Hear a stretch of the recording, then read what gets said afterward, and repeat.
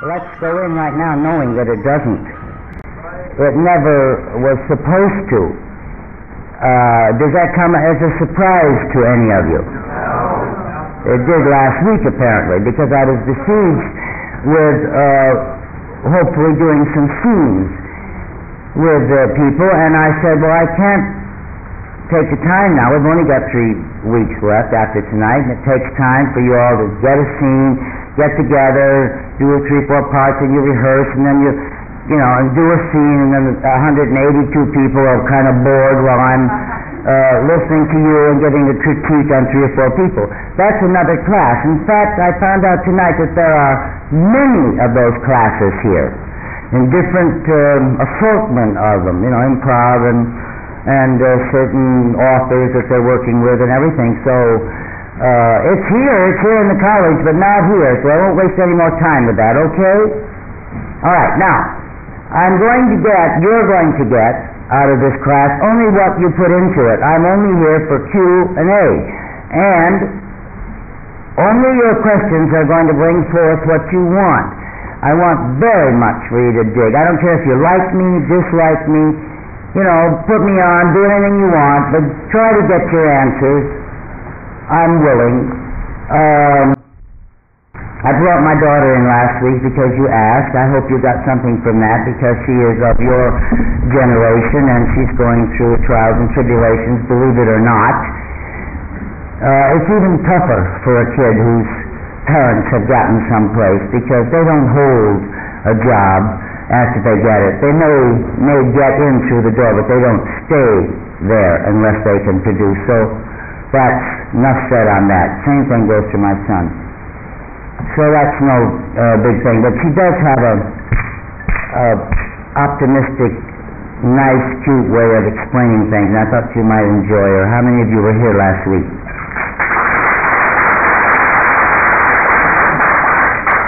Okay, now, as I've said many times before, I wish that this was a class of 2025, and it isn't. You must make use of each other's questions. You must apply them to yourself. Take them apart as you hear them, if you want to enlarge upon them, but use them. Don't pull them away and say, she asked that, that's all the answer there is to that. Think. Maybe there's some more that you could pull apart. Maybe there's some more you'd like to know. Questions and answers can be as big or as small as you want it. It can be very useful, and I don't know how else I could do a thing like this. First of all, I want to ask, did any of you, I mean any of you, remember anything I said last week? Let me see hands. Thank you.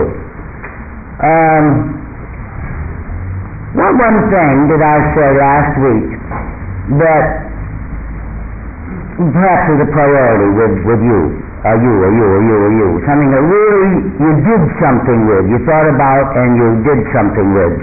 Yes, ma'am, yellow. The more you do, the more you can do. That meant something to you. The more you do, the more you can do. Now, you've heard that for years. You've heard that from your grandmothers and your mothers and your teachers, but it's really true. Have you found it true? Very true. And sometimes I forget it, and it takes somebody to remind me of it. But I know that when I get going, the more I do, the more that I can accomplish. It's very true. That's a very big step, no matter what you're going to do. It's going to be a shoe salesman, believe me. Way back there, yes, ma'am. The thing that has gotten me through the whole seminar since the beginning is what you've been talking about professionalism. And since I came in the seminar, I've gotten so much from that, and that's really, as a struggling actress, that is amazing, because I never realized too much. I had to go into leadership, but the word professionalism not fit. Right, what does it mean to you now, professionalism, besides being a nice girl and presenting yourself clean and sweet and ready? No, I'm serious. What else does it mean to you? What did you get out of it? Well, it's my Well, what part did I say that gave you another a little link to professionalism? It was my attitude. It was my whole attitude. It was just my whole attitude. I've interviewed the people and everything. Are you talking about the rejection thing? No, I was talking about, personally, it's how, I go on interviews and stuff, and I'm very flippant about the whole thing. And what's wrong with that? I don't think it's, if I go on an interview and I come in and I'm really flippant and really cutesy, I'd rather keep that quality because that's obviously what I have to sell, but still be a little more professional about it. All right, that's a good point, but how did you do it? How do you think you're going to do it, or how did you do it, or what is your plan? Well, you know what I did first? I went and I talked to a director that I worked with and talked to him about you and about the seminar, and he suggested certain steps that I take, talking to other people, telling them about the different things of attitude and how I'm into acting now in a serious level. All right. I just want to think about that man that you were with. Oh, then you were with the right guy. No, I'm serious. This is one of the greatest guys in this town, Jerry Thorpe, and he's never on the make. And what he said for your own good. Oh, I'm glad it was Jerry. I went and I saw him because I did a movie with him, and I was so unprofessional, it was unbelievable. How were you unprofessional? Oh, I was so terrible. Who said you were? He said I was. All right. How? Because this is important. How were you unprofessional? No. I knew he liked me. He thought I was this cute little girl. But you were right for the part. I was perfect for the part. He gave me the part. And then there was all these other girls in the part, and he was working in this whole movie, and he was working with them, and I didn't have too many lines to say, and I swear to God I did this, and for 4 months I went to talk to him to extricate myself, or whatever the word is, because You mean after it was over? for 4 months it's been on my conscience. All right, but what did you do that was not professional while you were there? Okay, I'm on the set, everybody's working, and he's working with all these other girls, there's 5 of us together, and I didn't like what I was doing, I wasn't doing enough, so I went and I just sat, and I just sat in the corner and blatantly spoke. Blatantly. He was aware of it. He knew, right. He knew. I was doing it, So that he would be aware of it. and it was, I apologized to him due to this seminar, and I said, I know I was unprofessional, and he said, yes, you were. I was hoping he would say, oh, no. Thank you, darling. What is your name? Excellent. Ethelyn what? Block? Do you have an agent? Good. You're a cute type. And not just cute. Yes, sir. Structured. I was impressed with the fact that you said if you're out of work, you got to work at least 9 different jobs. Please put the mic where they can hear it. As far as it'll go, the gentleman said he was impressed with the fact that I would be pleased if I heard you say at any time that you were out of work, but not in just one phase, not just as an actor. I'd rather you'd be out of work in 4 or 5 different things. Now that doesn't make a lot of sense to a lot of people, but it did. It got through to him. Did it get through to other people? Let me see hands. Okay, you understand what I meant by it. So that you can eat, so that you're studying, so that you're thinking, so that you're moving, so that you're not wasting your time. There's nothing wrong in being out of work if you just sit there and say, I'm an out of work actor. Schwab's used to be full of them. I don't go in Schwab's anymore, but where they hang out now, I don't know. But for years, out of work actor. I said, are you ever out of anything else? He said, yeah, money. I said, no, but can't you do anything else? Well, I said, I'm an actor. Now that's kind of passé, actually. I mean, I didn't tell you anything that you hadn't already heard before. But still, there are kids that come out here and they say, I am an actor. And sometimes, by the grace of whatever, I'm not sure it's God, they get in to SAG or SEG, they get in and are allowed to work and still are out of work. And they go on starving and don't try to What do you do besides? What else are you out of? Well, I make a living singing and playing the piano. But I take dance. He makes a living singing, playing the piano, he takes dance. And acting. I'm in film production. I do educational films. Educational films. For a hospital. Wonderful. And I compose music for them. And in fact, I'm gone 2 weeks on locations. I'm going to miss 2 weeks here. I'm having a friend take my time away. What's your name, please? Rex Hullings. Hollings? Hullings. Hullings. Where are you from, Rex? Long Beach. You 30 what? 32. And I've done for a show. You get experience in management. I've taken television production and film production. And I do creative writing. Now, the last 10, 12, 15 years, you haven't wasted time, have you? You know something, kids? I haven't taken a good look at you. I'm not talking to babies, I know that. That would bore the ass off me if you really want to know. I am with the Marymount and whatnot. Not that it's a bad school, but I mean, just kids that haven't gotten started yet. I'd prefer to talk to those of you who have gotten started and perhaps come to a little standstill. I think I can be of more help. What the hell was I going to say? Oh, and I think you probably, perhaps never put it into words, but think about it. When you're 13, someone says, I'm 23, and you go, oh boy.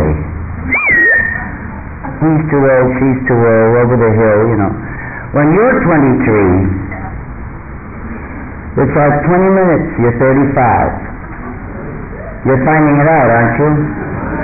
Time goes very quickly. You have no responsibilities. Even if you haven't gathered a family, even if you don't have other people to take care of, you just realize that there are more things that you are responsible for, or you ain't going to make nothing. Okay, wonderful. That's a very good record, Rex, really. It really is. That's a fabulous announcement about exactly what I was talking about. Did all of you hear him? He covered a lot of territory since he's, 18? 19? That's great. Don't stop. What are you aiming for? Director? Yes. To perform, I'd like to be in a Broadway show. As a performer? As a performer, yes. You'd rather be an actor than anything else? Well, Broadway, as musical, it would take dancing and singing, and I guess bringing music as well. I enjoy directing, but I also enjoy performing. I have a love for it. Nothing wrong with it. It's just that it sometimes holds you back in your creative. It holds you back. You see, because one pulls against the other, talks against the other, uses the other. It's like two people. And the other is much more lucrative to be on the producing, the creative side. Anybody can always act. When you're 85, you can be one of the greatest. Greatest. You walk away with an Oscar, the first thing you ever do, John Houseman, Edna May Oliver, taught till she was 66. True. Walked away with every film she was ever in, never acted before. And hated it. Well, but acting you can do any time, any place. All these other things are very important. Hands. Red, lady. Well, what I thought about the questions you asked about, well, first of all, you said you have to always be thinking about yourself. What do you want to do that you don't have time for? What do you want to do that you don't have time for? What do you like about yourself? What don't you like about yourself? And so I started thinking about those kinds of things, and I sort of started doing the things that I didn't have time for, and sort of making time for them. For instance? Well, I sing, but I don't know how to read music. I just sing by feeling, and I'm learning how to read music now. And not necessary, I know, but just because I'd like to be able to look at a sheet music instead of having someone play. Fine. And then I felt bad because I was overweight, and I kept saying, well, I'm not going to do anything until I lose the weight. And then What nationality are you? Russian. Oh. Jennifer Maxwell. What? Jennifer Maxwell. What's your real name? Jennifer Maxwell. Well, it's not as Russian as I thought. Maxwellski. Okay. What are you, 21? Besides that, what else did you think about this week? What do you like most about yourself? That I'm a caring person and that I forgive easily. I mean, I found in living and going to school and just being more with more people who want the same things I want. Sometimes people will sort of push you out of the way, or they'll be mean to you without realizing it or whatever. And my parents kind of raised me to always sort of give the benefit of the doubt. Good. So you really didn't have to learn it. It came naturally. That's what I like. Yeah. They didn't push you out of the way. They didn't even know you were there. That's what we're talking about. And I take care of the two actresses' children, and I like that. I'm able to give them something that doesn't come easily to them. You know, sort of a good rapport. Good. Which they haven't had. So, I don't know what else. That's fine. That's wonderful. What don't you like about yourself except 10 pounds? Well, I get a little overly anxious. What's wrong with that? Well, sometimes it bothers people because I get a little overly sensitive. I don't care if it bothers people. I'm talking about what bothers you. Well, because if I get overly anxious and I get overly sensitive, like if somebody hasn't called and I'm waiting to hear about something. Love affairs or business? Both. In anything. Yeah. Then I upset myself. How? Do you push? Do you call them? Well, I sort of stopped doing that. Good. And I learned how, I used to, like, if I was anxious about something, I wouldn't do anything. I just sit like an idiot and wait. And now I've taught myself to just sort of go on to other things. Other things rather than at them. Good. And I used to have that problem. Wow. Awful. and Awful. I've learned how to be a little bit. I have some ideas of what I want to create, like that. I want to create a theater type of a thing. And What do you mean by that? Well, I can't. Well, it's hard to explain. You mean I have an idea for a theater. a theater where people can perform? You mean a garage you can do over, a So, stage? like, well, I don't want to say. Oh, Because it's so good someone might steal it. Possible. I mean, I don't want to tell. Are you getting it down on paper? Yes. Okay. Are you keeping notes? You look like a girl who should keep a diary. I do. Good. Keep it. And keep it to yourself. And keep it for years. You'd be surprised what's going to come out of it. Well, that's what I've been doing. Right. And I don't want to hear how many songs you wrote, because I don't care. I haven't written any. Good. I hate people that write songs all the time.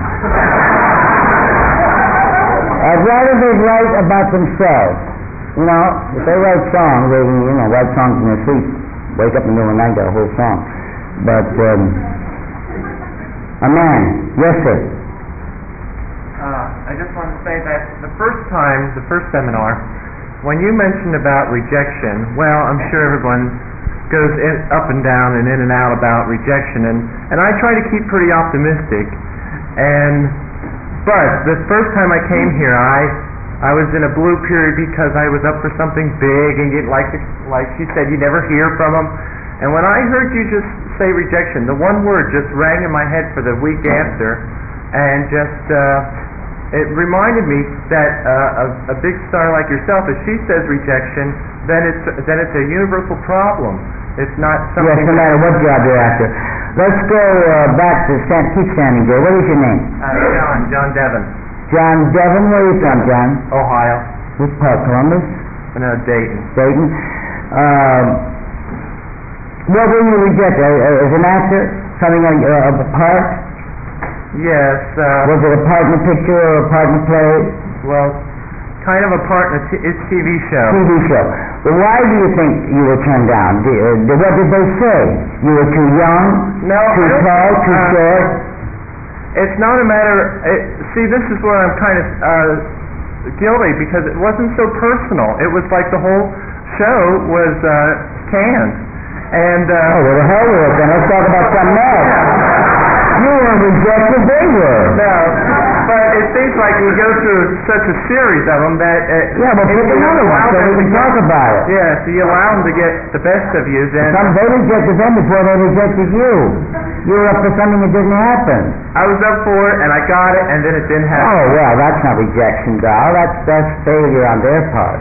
I know, but it's just that when you come so close to so many times, then it seems to get harder and harder. All right, what I'm getting at is I like you to take it apart each time and say, why did they say, don't call us, we'll call you.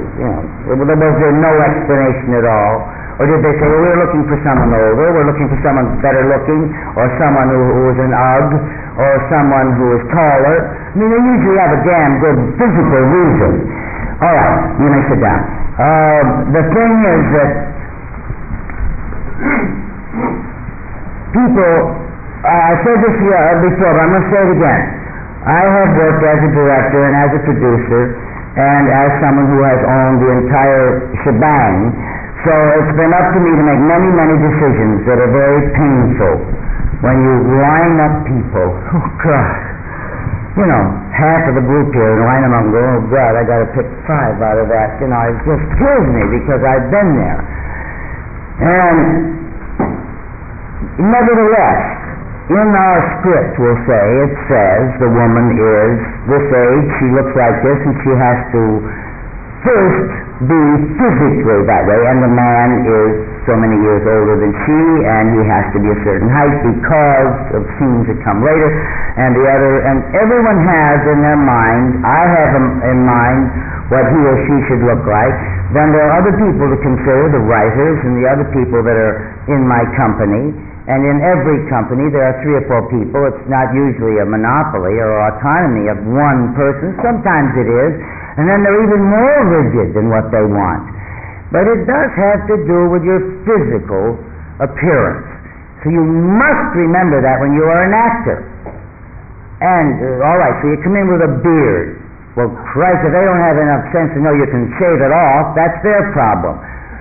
But they may use that and say, well, you have a beard. You say, well, I can shave it off, right now. And they go, then they got to quickly. You notice they don't use that too much. If you're wearing a beard, they don't say, well, you have a beard, because they know you can shave it off. Or the other, they can use the reverse and say, well, I need somebody with a beard, so I can paste it on real fast. They don't do that anymore because they know that's possible. It may be something else about you that didn't fit their idea. But it's not you. It's not you, the person. It's so important for an actor or actress. It just drives you ape when you get turned down. And then, too, sometimes you get calls and you have no idea really what they're looking for.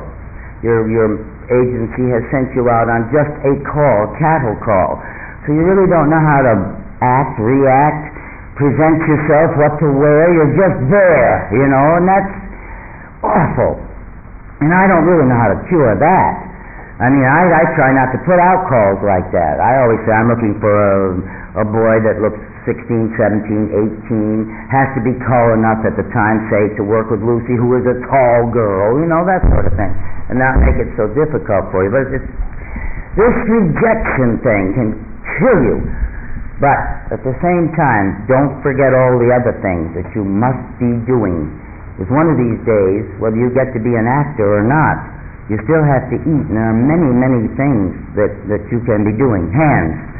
The blonde lady, glasses. One thing that I noticed is there's a lot of common sense. You make a lot of sense, Lucy. Thank you. Really a smart lady.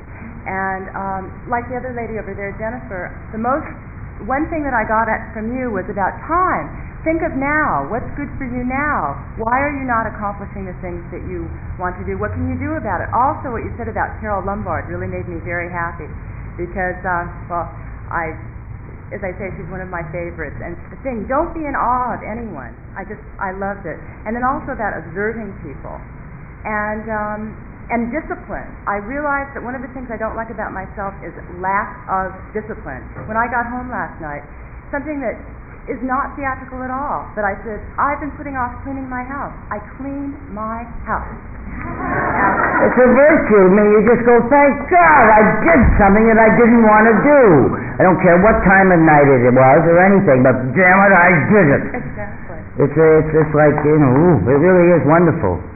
It's those horrible jobs that you don't want to do, cleaning your house or reading a book, or I hate to read scripts, and I have to read, oh God, and I get those piles of scripts done, if I can still see. But there are a lot of things I don't like to do, but when I do, I appreciate what I've gone through, and I know that and I get a little feeling down here of, glad I've still got discipline to do something, or my exercises, or anything, you know.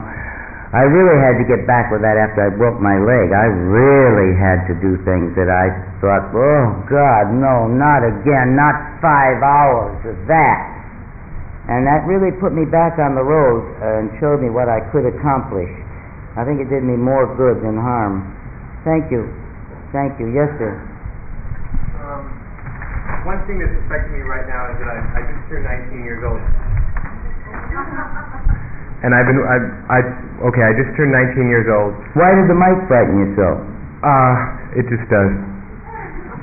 Anyway, I'm not going to be intimidated. I just turned 19 years old. And, what do you want to be? I want to be an actor. Go ahead. And eventually go into directing. Mm-hmm. I am an actor. I've been acting since I was 14. Gone against my parents' wishes and just left and did it. A frightening thing is that I'm not in college. I'm in this college. I'm working here. I'm doing this. What did you just say?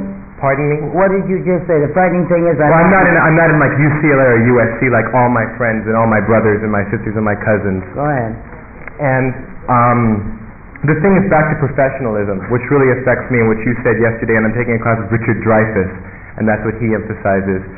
I try so hard to be professional, and I just did a pilot, and I've been performing quite a bit, and it amazes me how many unprofessional people I come across. I don't want to hear about them. I know. I want to hear about you. Okay. It's just they say you're 19 years old, you have no business being professional. And what? They're saying this. Who said that? My producer at the show. Nobody would say to you, you have no business being professional. How did he say it? That you interpreted it that way. Interpreted it that way. We were doing a shot on a beach, and and I was doing it, and this man came on, this drunk man, and started hitting me on the shot and the scene, and he was a belligerent person, and I walked off, and I said, I'm not going to go back and do it until there's a guard or a policeman there, and it's because it scares me for my life. And the producers and directors got very mad at me, saying that I had no business, I had no right. They called me, quote, a 19-year-old punk, that I wouldn't do the thing because I was... Was the man just a stranger who walked up? Oh, he was. Or was he an actor? He was a drunk off the street. Well, they were wrong. So the thing, I'm getting really nervous. The thing is, it's just that what I'm coming... Be professional now and just tell me what your story is. The thing is, to tell me. The whole thing is, I feel like sometimes, most of the time, I'm being put off for being 19 years old. And well, you don't look 19. I would have said you were 27. So there goes that theory. Mm-hmm. And whoever is saying you look 19 is using it perhaps like I would use it and say, oh, you're much too young, sir, I can't use you. You're much too young, dear. I was thinking of an older person. They might have been using it, but you don't look 19. You're not, you could be any age. Not any age, but I mean, you certainly don't look 19. There are a lot of 25, 26-year-olds in here who do look 19, but you don't. Where are you from? Los Angeles. Born here. Well, so your problem is trying to be professional? Trying to be professional. It is really, I've performed, I've done 2 TV shows. I'm doing a pilot right now for Norman Lear, performing at the Troubadour, places like this. And well, have you been accused of being unprofessional at any other time? Yes. Why, do you think? What was their reason? This is very important. That's why I'm taking the time with it. This professional thing. Being professional. Everybody has a different idea of what being professional is. Mm-hmm. Who said you were unprofessional and for what reason? Can you remember? For one time it was... Was it your fault? Something you did? It was about a piece that we were going to do. And you didn't... And I felt that it just was not a funny thing. I thought I was looking out for my own good. I was looking out for the group that I'm performing with. I just thought it was not a good piece. You just spoke up at the wrong time. I spoke up at the wrong time, and the director brought me aside saying that was a very unprofessional thing to do, and we're doing this whether you like it or not. Well, in my groups, I allow and I want people to speak up, but there are a lot of people who don't. They're not that sure of their material or themselves or whatever. It's hard. You can't generalize this sort of thing. But you do have to pick your spots when you speak up. Know what group you're in and why, and if you should, you must learn to do that.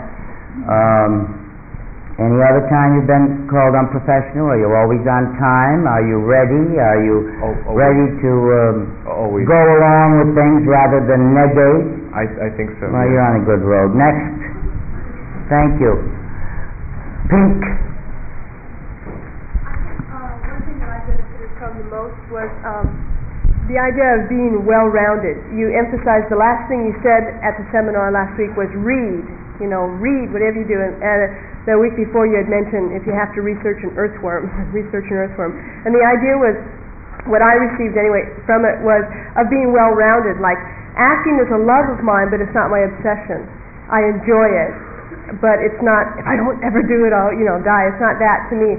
It's a compliment to my life, I believe, or vice versa. I don't understand necessarily, but it's an expression. And there's so much more in life than to have my eyes set on one particular thing. Right. I don't want to reach, 35 or 40, if that time comes, and it will. Find out.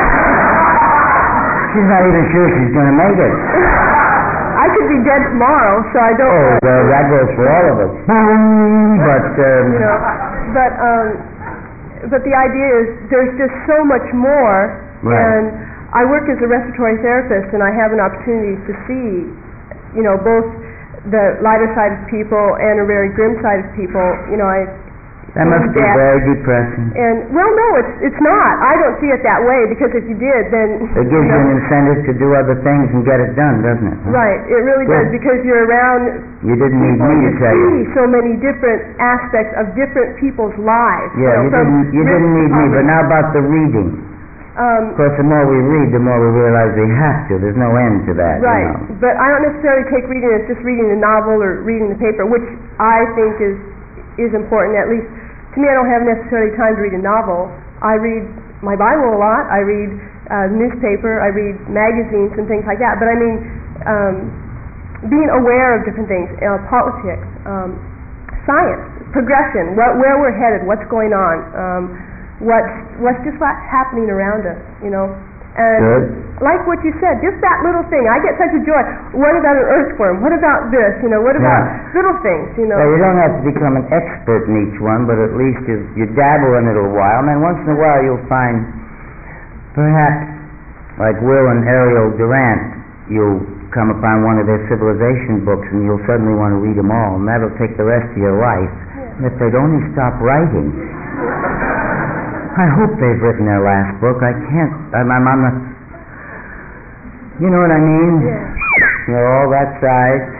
But you could take one author, but don't take F. Scott Fitzgerald. Who needs to know about Zelda anymore? But dig into one thing, and like the lady who cleaned her house and felt that she'd really done something that night, you'll find a great satisfaction, even if it's an earthworm or one author that you, or the life of Mark Twain or Isadora Duncan, or just something, become an expert in one little thing. Try that. You'll find many other things along with it. It seems like you're on the right road. Yeah, being associated with people, like what Janice, or I don't know if that's what her name is, Jenny was, and what Rex is saying about, being involved with people or being involved in different jobs and doing different things, because that's what it's all about. I mean, if it's all about acting, then we're always enthusiasm, curiosity. I feel sorry for people who don't have enthusiasm. I'm so proud of my kids. They've always been enthusiastic. They've always had curiosity to go and try new things, even new tastes, new foods. When you travel with your kids, I don't know how many of you had children, but you know how tough it is. I don't want that. We used to say, well, we're in Hawaii now. We want to eat, and the poor little things used to eat with tears going down their face sometimes. I said, well, you don't have to eat that much, just taste it, be nice, for the host. But curiosity in everything is a very, very important ingredient that we lose. We just lose it at a certain time. We just forget about it. We knew it when we were 7 or 8, when we were climbing apple trees and finding out about things that perhaps we weren't supposed to. That's curiosity. Now we're allowed to do everything, and we stopped our curiosity, a lot of us. That's why I remember in the first time you were here, the very first seminar, when you had explained to us how at different opportunity times it was hard for you and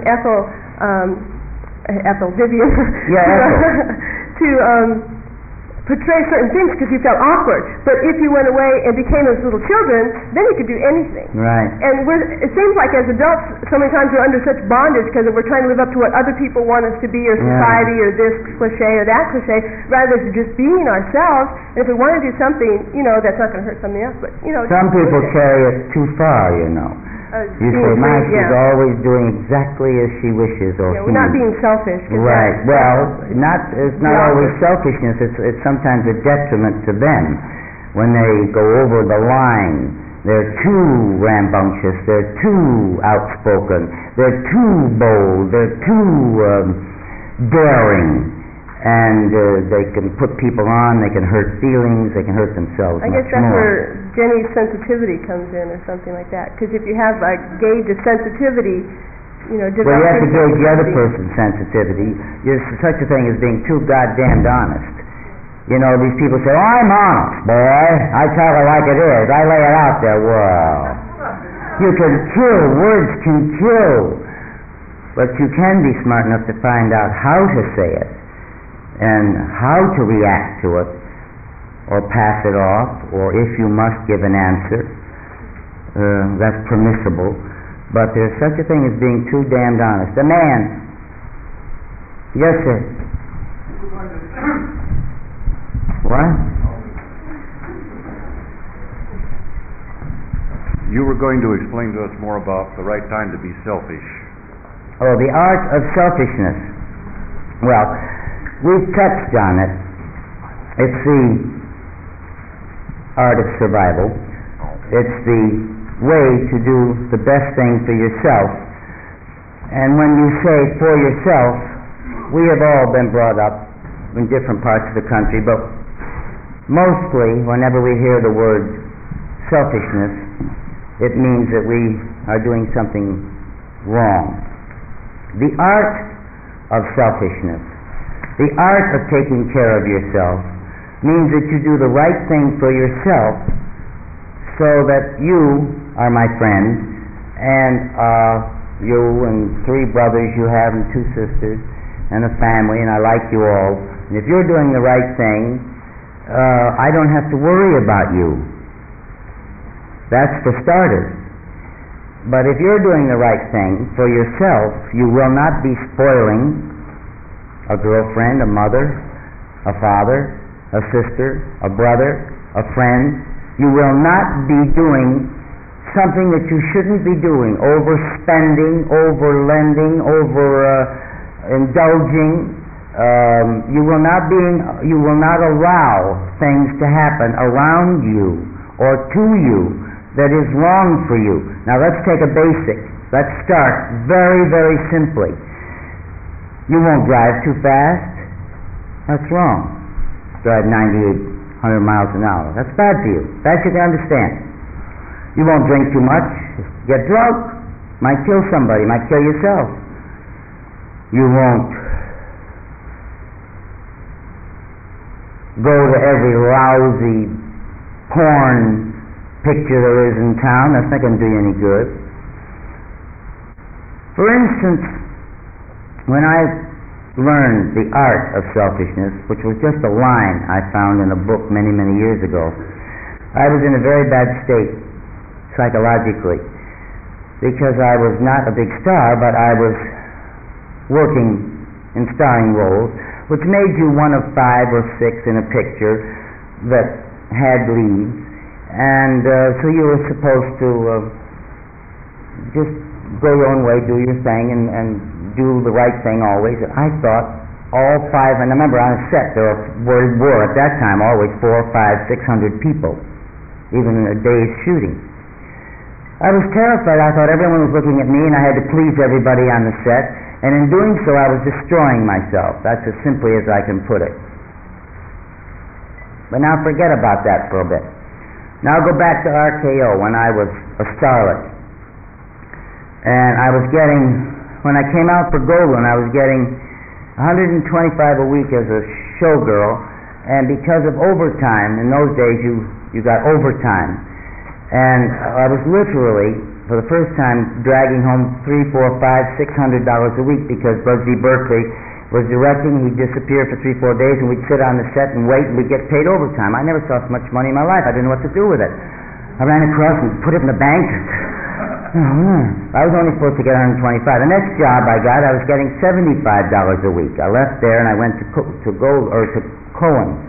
Columbia, and I worked with the Three Stooges, got some pies in the face. Then I went to one night. They let the whole group out at 6 o'clock. I'm standing on the street, and I went to RKO at 9 o'clock and answered a showgirl call, which I didn't like at all because I was sick of being a showgirl. But there was a call. So I went down there and lied a little about where I'd worked in New York, and I got the job, and I was there for 7 years. But I started at $50 a week. Now that was the lowest that I had made in this town. I'd been then in the town almost 2 years. But I was still working. I'd only been out of work for 2.5 hours. Not bad. But Lee Bowman, I remember Lee Bowman, I've forgotten the other names. A lot of names that wouldn't mean anything to you, but anyway. We were all making $50, $75 a week. And it got to be, and I'm sure it happens to all of you, your close friends or friends who aren't so close, but people you come in contact with. If you got 5, I need 10 until Wednesday. If you got 15, I've got to have this, I got to have that, I got to have... And you remember how you, or do you still, it happened yesterday or today. You remember how you felt when that person asked you for $25 and you didn't have it, and you go, I'll get it. No, I haven't got it right now on me, but you're put on the defensive.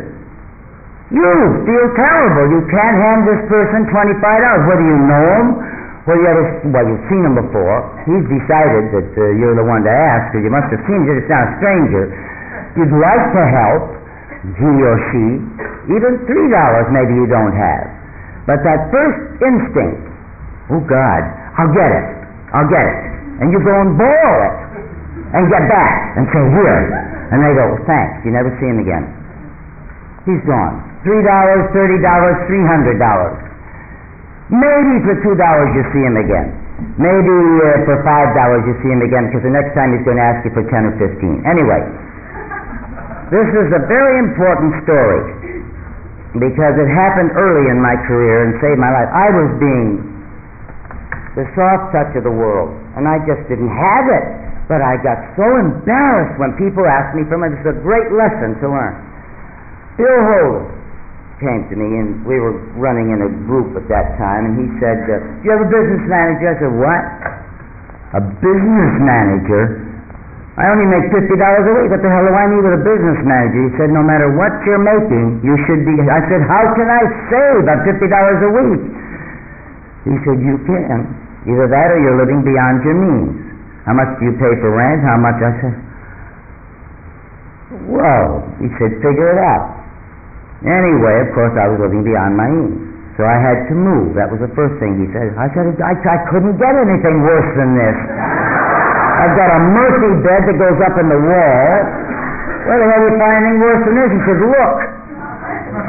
But he said, you have a raise coming up in about a month and a half, right? You'll be getting 75. I said, yeah. He said, well, that 75 you should never, that extra 25 you should forget about, and you should be putting it away. You've been doing all right on the 50. Well, I said, I certainly have not. He said, well, but you're loaning it out here and there. I know, that's why I'm talking to you. 5 here, 10 there. Everybody in the lot owes you money. Well, I said, they needed it. He said, well, you need it. All right. He said, I had a man named Andrew Hickox. He's still alive. He's still around. He looks like a little Abraham Lincoln. He's about that big. And he said, I'm going to send you to this gentleman. And he says, he'll take you because I talked to him. And I said, well, if this man at what I'm making can help me save some money and teach me anything, I'm all for it. But how much is he going to charge? He says, after a certain time, he will take, I've forgotten what it was, 5% or something like that. Anyway, he started me off much less because I really wasn't making anything, but he wanted me to learn and build bedroom. So he took me into the office and he sat me down and he started off like I started with you. A lot of people ask you for money. Oh yeah, well, none of us make very, I don't care about the rest of them. I'm just asking you, do you give it to them? Well, of course well, what is your first reaction when they ask you? Well, I'd be happy to give it to them, and I'm sorry I haven't got it. He said, right, you're put on the defensive, right? Now don't forget that. First thing that happens to you, you're put on the defensive. Now, what is the biggest amount you've ever been asked for? I said at that time, I think it was $350. And I said, what did you do? He said, what did you do? And I said, oh, well, I said there was no, and I went through the whole trauma again of what I had gone through that day when this girl asked me, because she said, I have 2 children, I cannot pay the rent, my husband is sick, and I said, I'll get it. And I meant it, and I did. I borrowed it. And I got it back to her. And I never heard from her again. I loved her. I loved that girl. I was so crazy about her and her kids, I never heard from her again. I said, that's the most. And I never did that again. He said, no, of course you didn't. Now he said, let's go under the assumption that no matter what they ask you for, I'm not talking about $1 or $2, but anything $10, $15 up when you're in the $50 bracket, you make sure that whether you give it to them or not, you have lost that friend. Have you found that to be true? That's for starters. Now, he said, here's a way to help yourself. The art of being selfish. The art of doing the right thing for yourself. The art of survival. No matter how little you're making. First of all, we are going to say that it's only $1 a week. That's for sure, Mr. Hickox said. But he said the next time someone asks you for money, you say, Jack, how much was it you wanted? $18. Okay. And he said, I need it by this afternoon. I said, oh, well, I'm not sure that I can have it by this afternoon. Why not? Look at the attitude he's got already. Why not? But don't be intimidated. Me, he's talking to. And he said, you just say, you need $18. Now, may I ask you what you need it for? And he said, what? I said, may I ask you what you need it for? Because I don't have excess. It'll take a little figuring on my part. Well, I've got to have, I need it for, here, would you write down what you need it for, and then it'll make it easier for me, and then I've got to get back to my man. Who? Well, I have a man that I have to call to see if I can arrange to give you the money. I'd like very much to help you. What man is this? Well, it's a man that helps me. I want to help you. Write down what you need it for. Now he's trying to think what the hell he needed it for, because he asked for more than he needed. So he's writing. Now he's trying to think. He says, well, I needed, I owe the thing at $3.50 and the thing, and I said, well, that's only $11.50. Oh. Well, now he gets it up to 18. Now that's a small example. As the years progressed, I was up where they were asking for hundreds, and the same thing, the same procedure. So now they would say 1,500. My salary was going up, and they were now. He said they eventually, with their list, have to come to me, and then I will discuss with them, and that's another step. But the attitude that they have, you notice, you are no more on the defensive. Now they are. A lot of them will say, well, the hell with you, man. I don't need your money. I'll ask somebody else. I said, well, fine. I just wanted to help. But he said, now I want you to stop and think. The morning that that person woke up and needed $3 or $300 or $1,300 or $13,000 or $43,000 or $78,000, which I have been asked for, remember that you are on a list. Now, if they come to you, you headed the list. Their list was about maybe that long, and they went, Joe, Alice, Helen. No, I asked her before. I've never asked her again. They go through the list. They go, not all necessarily soft touches, but they have reason to believe you're working, or you are a soft touch, or you can get it from your brother. They happen to know how you operate and how you can be intimidated. But anyway, by the time they decide it's you headed the list of what? The biggest sucker, the biggest soft touch. Remember that. And no matter whether you give it to them or not, you're going to lose them. That's for sure.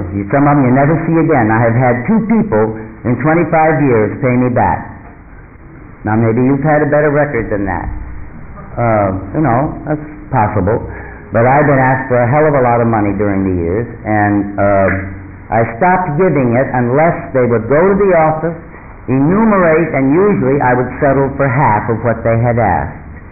Because with the help of Mr. Hickox, we would say, be glad to help you. But we must know what you need it for. Now, he went a step further. You say your car payments are how much? And they go,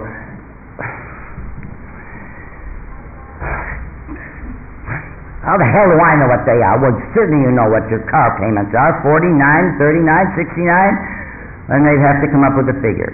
He'd say, fine, just bring the bills in to me.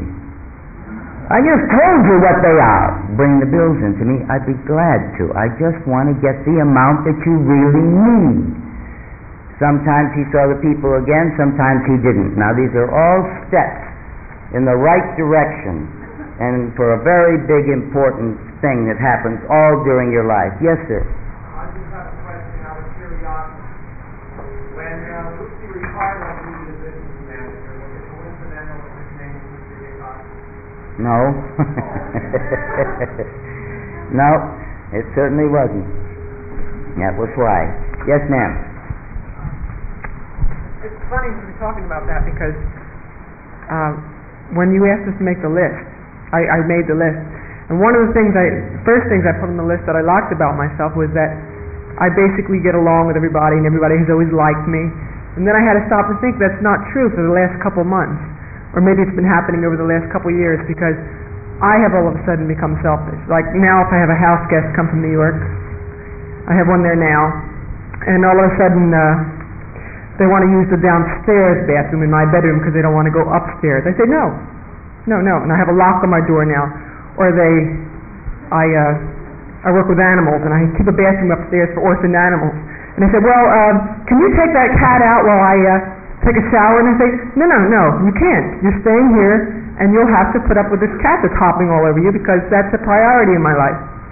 So it's funny you should mention that. The other thing, I approve of it. I approve of the way you act, except that you shouldn't have asked him out anymore. Well, yeah, and it's about, I never knew I had so many friends. I mean, I really have never kept close friends. That doesn't necessarily make them close friends. Well, all of a sudden they're calling me and coming out, yeah.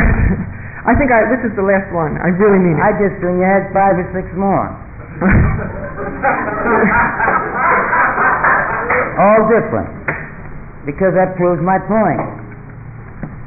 Well, and I'm becoming, my husband told me this morning, he said, you're really becoming a bitch. He said, because last night he was playing backgammon with my husband, and he was explaining the game to my husband. And, there's a time I never wanted to hurt anybody's feeling. And I said to him, why are you explaining the game to him? He understands it already. I finally can stand up to people. And this has just really taken quite a few years, and I've been out of analysis for 7 years, so it wasn't that. It just was a process of being stepped on too much. Anyway. Don't step on yourself now in the process, though, you see? The art of doing the right thing doesn't necessarily mean that you say the wrong thing at the Yeah, I think maybe I have gotten a little too nasty lately. I kind of liked it.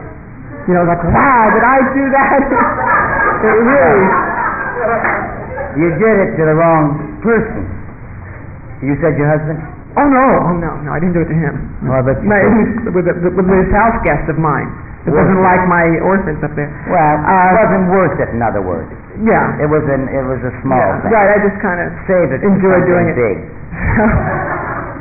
So anyway, I made the list, and everything you said was, I knew that the more you did, the more you could do. And I know when I was in New York, I did more, and I came out here and kind of settled in, and it got me going again this week. I've, instead of taking 2 dance classes, I took 5, and I knew I could, and I felt better after. I wasn't more tired. And the other thing, rejection. I went this week, and I had a callback. A what? A callback on for a show. You said a holdback. No. And I did. Watch Riddick came. I did the best reading I've ever done in my life. Why do you think? Well, the director was hysterical, and I was the last person of that day. He had heard from 10:30 in the morning, 50 people doing the same scene or bad the same play. Bad time. Well, but he was hysterical. He was in stitches. I can't just do the lines of the play. It's got to be my doing it. And he let us do the whole scene instead of just the 2 pages. He let us go on and on and on. He was hysterical. He said, I'll let you know by Tuesday. Well, I was sure this part was mine. I was positive. And he didn't call me. It's Wednesday. I haven't heard from him. And he was drunk by then. He'd been drinking all day. After hearing it 50 times, he was probably, thank God this is the last one. See? Might not have been personal. Maybe he didn't even know you were there. Really, true. I'm not trying to be funny. Well, it felt right that day. There are times when I don't know if it was good. There are times when I think I was lousy. And then there's a few times when I really know it was right. So at least he was reacting the way you wanted him to. Yeah, which helps. But we don't know why. But I didn't get as upset this time with the rejection. I thought, well, perhaps he did like you, and perhaps someone else negated it. Was there anyone else there? Oh, he had seen a lot of people all day. He had a long day. Yeah. Take all those things into consideration. Well, but it didn't put you away, and don't let it. No, it did. But don't you think that it's best when you're going on an audition to go toward the end of the time they're auditioning? Not necessarily. No, I tell you, if I had 6 parts to cast, I would hate to think that I had to sit through 50 people to find them. I'd love to find them in the first 5 or 6. God, that would save me 3/4 of the day. But by equity rules, they have to keep seeing you because of the time. It's tough. It's tough for you to have been the last one. Perhaps in this case it wasn't. I don't know. I was being...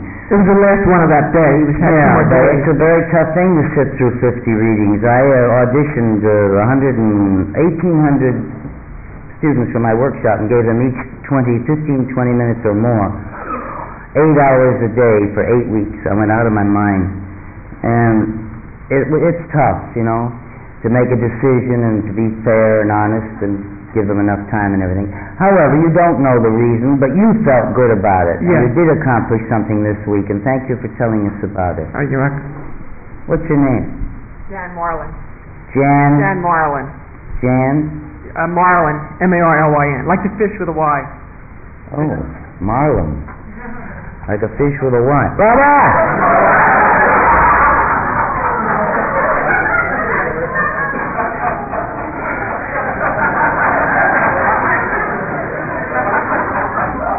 Would I like to take a break from... Well, you want to take a break? Anybody wants to take a break? Stand up. You want to take a break? You scared the hell out of me. I may have to go to the bathroom. Anybody that have to get up and leave and come back, go right ahead. Sir. Yes. Speaking of professionalism more than comedy right now, an actress friend of mine had a play written for her she was going to produce as well as star in, and she came to me this week and said, I want to concentrate on the performing end of it. I've worked for producers before. She said, would you like to produce this play at the Pasadena Arts Festival? I said, sure, for you I will do it. Do what? Produce the play for the first time in my life. For free? For free, and everyone it's my profit. Right. She's already called a nucleus of people together to work on it, so I'm talking to the stage manager over the phone for the first time, and I've read the script, and I say, there are sound cues, there are light cues, and there are 3 times when the person who's running the sound and light can't do both. So can you run either sound? What have you run before? Talk into the mic a little more. What have you done before, sound or light, so that the stage manager person could help out of those 3 times? And she said, I think professionally it lowers the standards if I do anything more than call the cues. Bullshit. So great, I wanted to hear. All right. Unfortunately, I hadn't picked her myself. Unfortunately, you don't even know the people. You're doing everything over the phone. That's your first mistake. I accepted the job. No way. Group. No way. No way you should ever do that. You're not doing yourself any service. Okay. You go and you meet with these people and you think about it and you read the script and you give it some thought and see what the hell you're getting into and what kind of people you're working with and where it's going to be and who's going to do what. Have a meeting. That's what meetings are for. You don't just go for some girl that says produce. I got a bunch of people that'll do this and do that. That's nonsense. You're right. Thank you. And keep working on your props. He's a guy that asked me about props the other day. Lady, right there.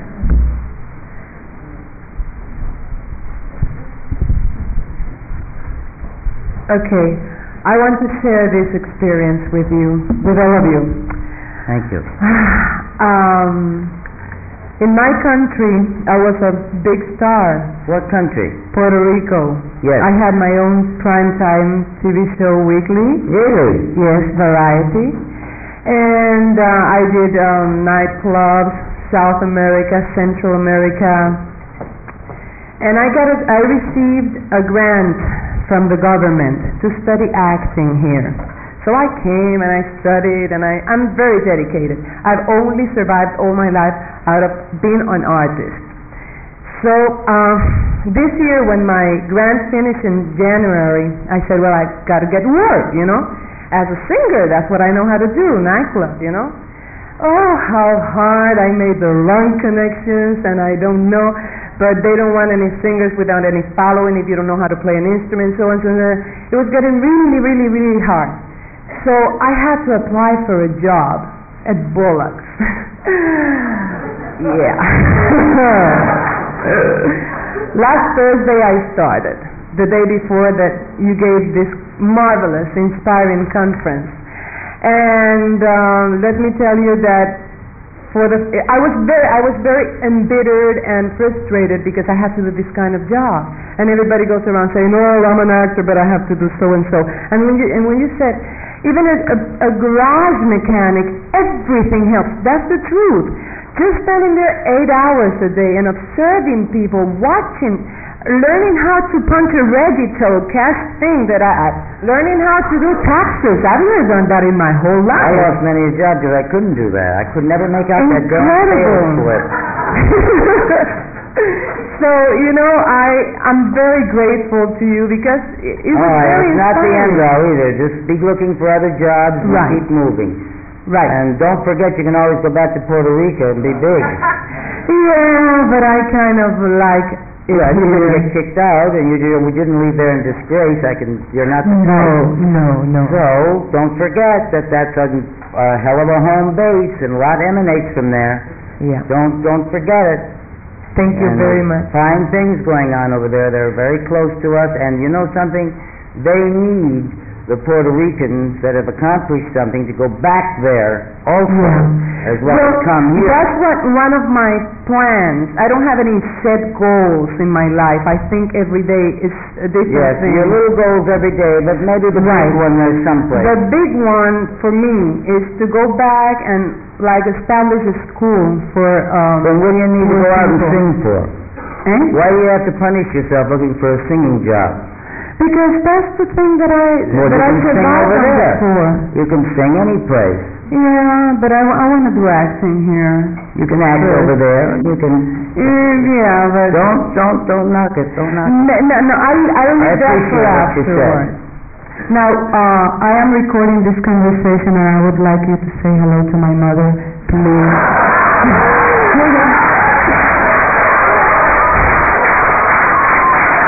Buenos dias, mamacita. That's my Mother's Day present for her. Well, I didn't have wonderful, any dear. money at the time. Wonderful. Thank you. What's your name? Rosita. Rosita. Hello, darling.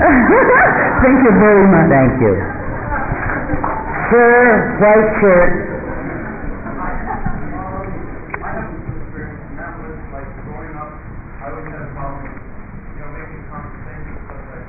Why? Yeah, speech problem or what? You're just shy? Are you an only child? No, I have two brothers. Older than you? Right, you're in the middle. A middle child, the toughest place to be. Go ahead. Yeah, but something I found that helped me tremendously over the years was practicing on strangers, making conversation. Like you're on the bus and you're inhibited, just You get picked up that way a lot. Yeah, that was it. Could I have some ice from back there? Yeah, go ahead, honey. I'm not making fun of you. If the person's talking to you, I don't care who it is, grandmother, what, just strike up a conversation. The worst they can do is not answer you. Well, the best you can do is observe how they reacted and use it later. Are you going to be an actor, you hope? I'm certainly hoping. Because all of those experiences you can use. That's right, and the best thing that can happen is someone to walk off. And if this happens enough times, it won't bother you after a while. You won't feel rejected by people.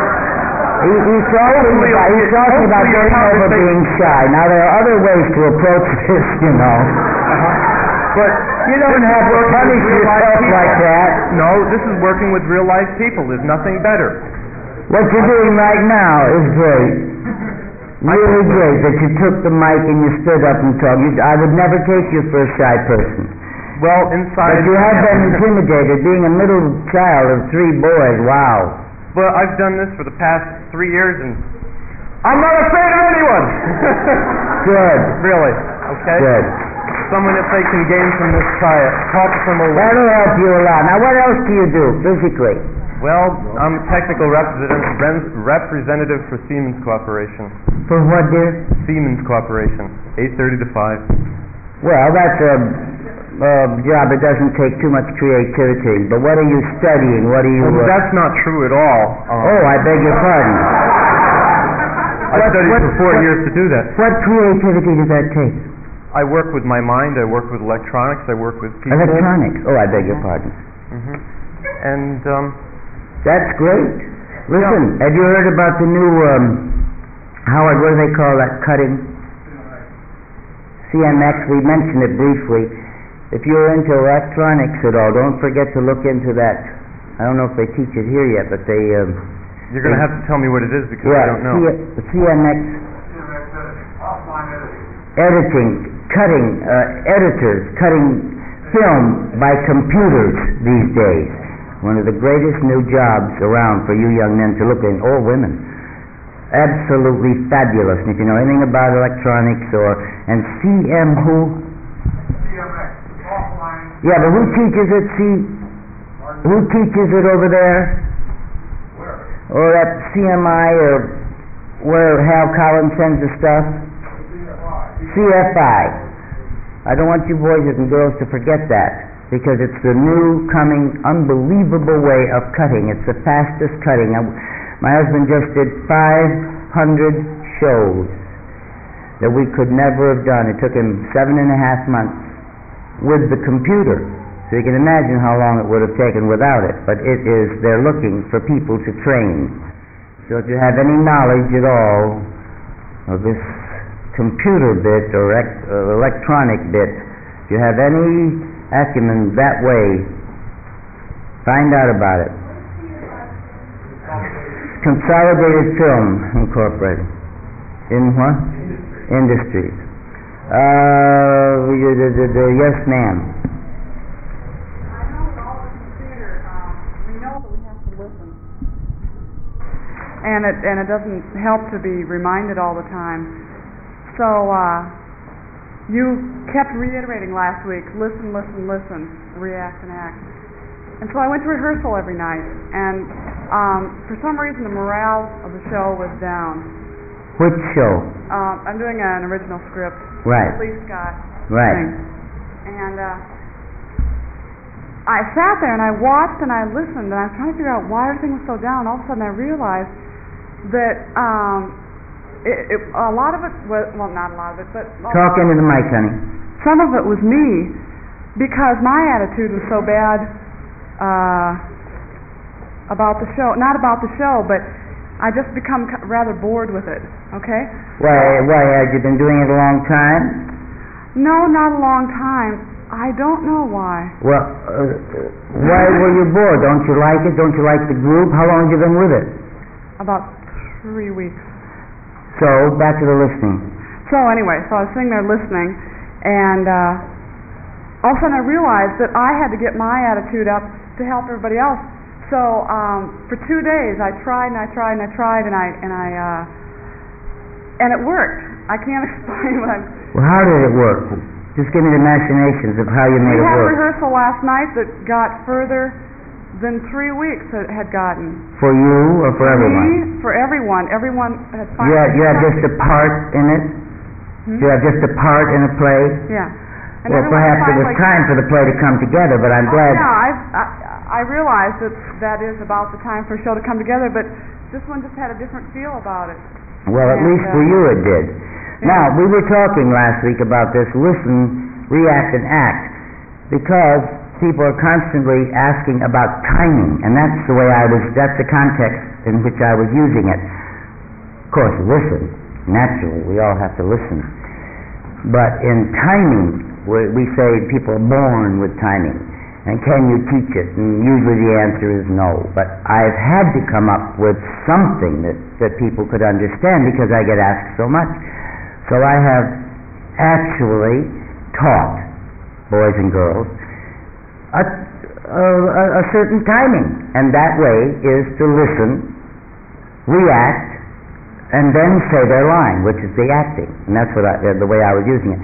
But I'm glad that you got something out of that. Thank you, dear. Yeah, it was amazing. Thank you. And tell me again if it happens in another way even, about listening, reacting, and how you use it in your acting. So that it shows that you're listening while the other person is talking. And you all, as actors and actresses, know about freezing, don't you? How damned important this is, and what's one of the most telling professional instincts. I call it an instinct. It isn't an instinct, but I'm going to use that word because I want you to have the instinct that it can be taught. When someone else is speaking on the stage, unless you are told to move, it's a wonderful thing to know when to freeze and not spoil their lines, not jump their laugh in any way. There used to be, and there still are, people that are allowed to be doing things behind your back, getting attention over here. Directors allow it. They even cut their pictures so that but forgetting that, in a normal everyday play or a scene like we've had in the Lucy shows, we all learned how to freeze. And that's one of the very important things I wish I had more time to go into, but you know what I'm talking about. And I mean freeze. You don't freeze like a statue. You don't do that. But you stop. And you watch and you listen. What was the name of that show that Henry Fonda did with the 12 men jurors? 12 Angry Men. And I saw that play 5 times. Why, I don't know. But I got so intrigued with those guys up there that never had to say anything that I've long since stopped listening to Henry. Now they had and all they had to do was get to the theater on time and stay awake. And I want to tell you, they started a thing, and they were in a position on the desk that they could go like this. Unfortunately, they'd have been better off if they'd been like that, because they would have been forced, But this way, they were like that. Now they'd worked all day at something else, or done nothing, which is even worse. And they had to stay awake 2.5 hours. And the way they did it got to be so funny.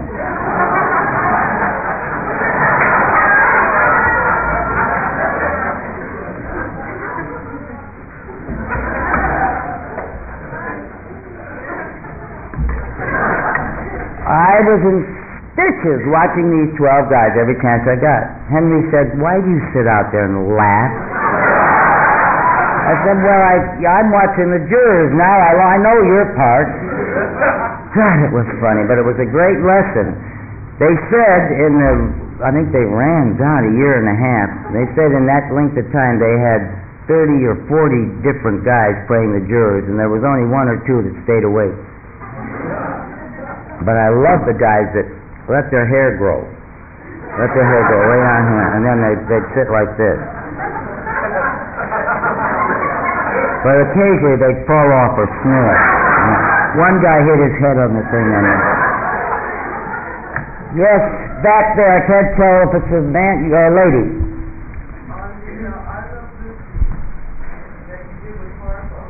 With who?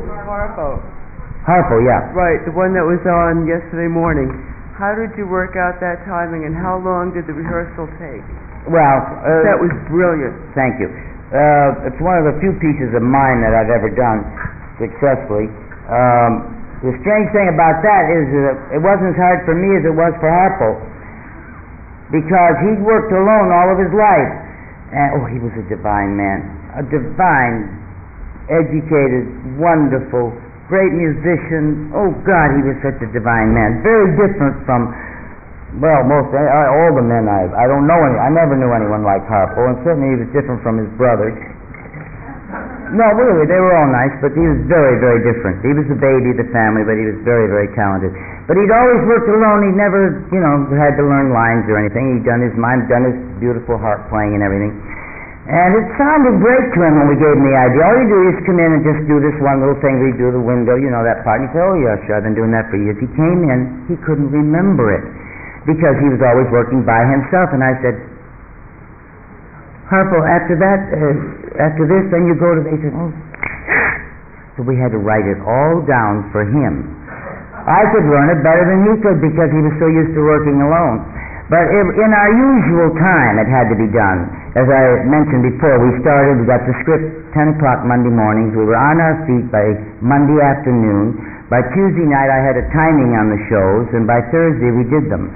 So, except for musicals, which we had to start rehearsing perhaps a couple of days, once in the evening maybe, or the week before, to get the numbers picked out and the chorus ready and the costumes going a little sooner and more stage space made available. And the musicals that we did were very hard and very long, but still we got the show together in 4 days with just maybe a little extra rehearsal. Or if we had a big star like Joan Crawford or Tallulah, God bless him. A man. You said one thing last week, and you did say it to be funny, but it really kind of stuck in my head, and it started a lot of things reeling. You said that you couldn't do anything, so you had to become a star. And I thought, When I was a I kid, didn't make that up. Somebody said it. when I was a kid, my uncle was an actor in New York, fairly successful, so I kind of was around backstages since I was a little boy. But when I made the conscious decision to go into the business, my decision was I'm not going in to be an actor, to be a director, I'm going in to be a star. That never occurred to me. I thought now, this is in retrospect, and I think a lot of people go into it with the attitude, I'm going to be a star. Not that I'm going to be an actor or anything else, I'm going to be a star. And I thought, well, what the hell do you do to practice being a star? Well, at least you got back on the track. Yeah, really, and I thought, I'm glad you pointed that out, because there are so many things we can do for ourselves and find talents that we never even thought we had. It used to be, it's a good point, it used to be like we talked about when we had umbrellas in studios and papas and mamas taking care of us in studios and running our lives, literally, doing the publicity on us, building us up, deciding what we would do and what pictures we would go into. It was all comparatively simple to what you kids are put through now. They made certain people, and then there were certain people who didn't have to act. All they had to do was be themselves and show up. Personalities, we call them. Some of our greatest stars were personalities, but they had a great deal of professionalism about them. Now, for instance, they called Gary Cooper a personality. You never saw Gary give too much diversified things in all the years and all the pictures that he did, but he got started by being a cowboy, a rodeo roper, a real cowboy. But he and Cary Grant is a personality, Cary Grant, with very few exceptions. The only time he stepped aside to do something different, it was a big flop, because everybody loves him the way he was. But there are personalities don't have a chance. What I'm getting at is personalities don't have a chance very much anymore. Nobody's out there looking. Nobody's watching a group. Nobody has you in a little group within a studio and they're watching you and they're picking and listening. They actually had that in those days. It was wonderful. They had 25, maybe 12, 24, 25, 28, 32 contract people. They were really watching, putting in little bits. You were getting actual experience. That's why I loved my workshop. Hard as it was, the kids were getting actual experience on a stage in front of an audience, and then I get them parts in some of the shows that we had on television. At the same time they were studying, they were getting actual experience. That's invaluable. That's very difficult for you people now. Now, about being a star. Nothing wrong in saying I want to be a star.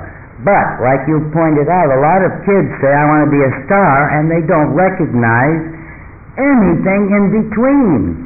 And those are the ones that really suffer. Luckily, never occurred to me that I was going to be a star. Never occurred to me I would own 3 studios. It never occurred to me anything except that I was going to be out here for 6 weeks. And then it stretched to a year and a half, and I thought, gosh, there's something in here, that there's a place for me here. I can learn. Eddie Cantor said that I was funny, that I was good in that. I screamed well in that. Screamed, not screamed. Screamed. I was the ugly duckling, seriously, I'm not just saying this, of the 12 girls that were brought out. I didn't have a beautiful physique figure. I was going to say something else. And when we stood up with the bathing suits, I used to put gloves and all kinds of things in here. And I'd do funny things, and then I'd stick a pillow in here, and I'd say, well, I had a bad night, Really, anything. Because I was embarrassed. I didn't. The other girls were absolutely beautiful. There were Ziegfeld girls and Schubert girls and poster girls that were really beautiful. And I figured, well, I'm only there for 6 weeks. What the hell, I'd be funny. I didn't know if I'd get a laugh or get kicked out, but as it happened, I got a laugh, and I guess it was just from being embarrassed because I wasn't as beautiful as the rest. But seeing and knowing that you are part of something, and that there are little things you can learn along the way, and don't forget that you would like to be a star, sure, but it's not that simple. But along the way, the little goals are very, very important.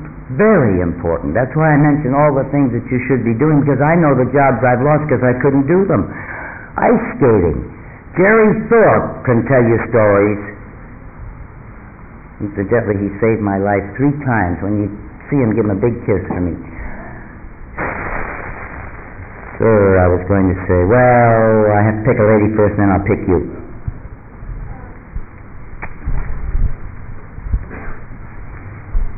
She forgot what she was going to say.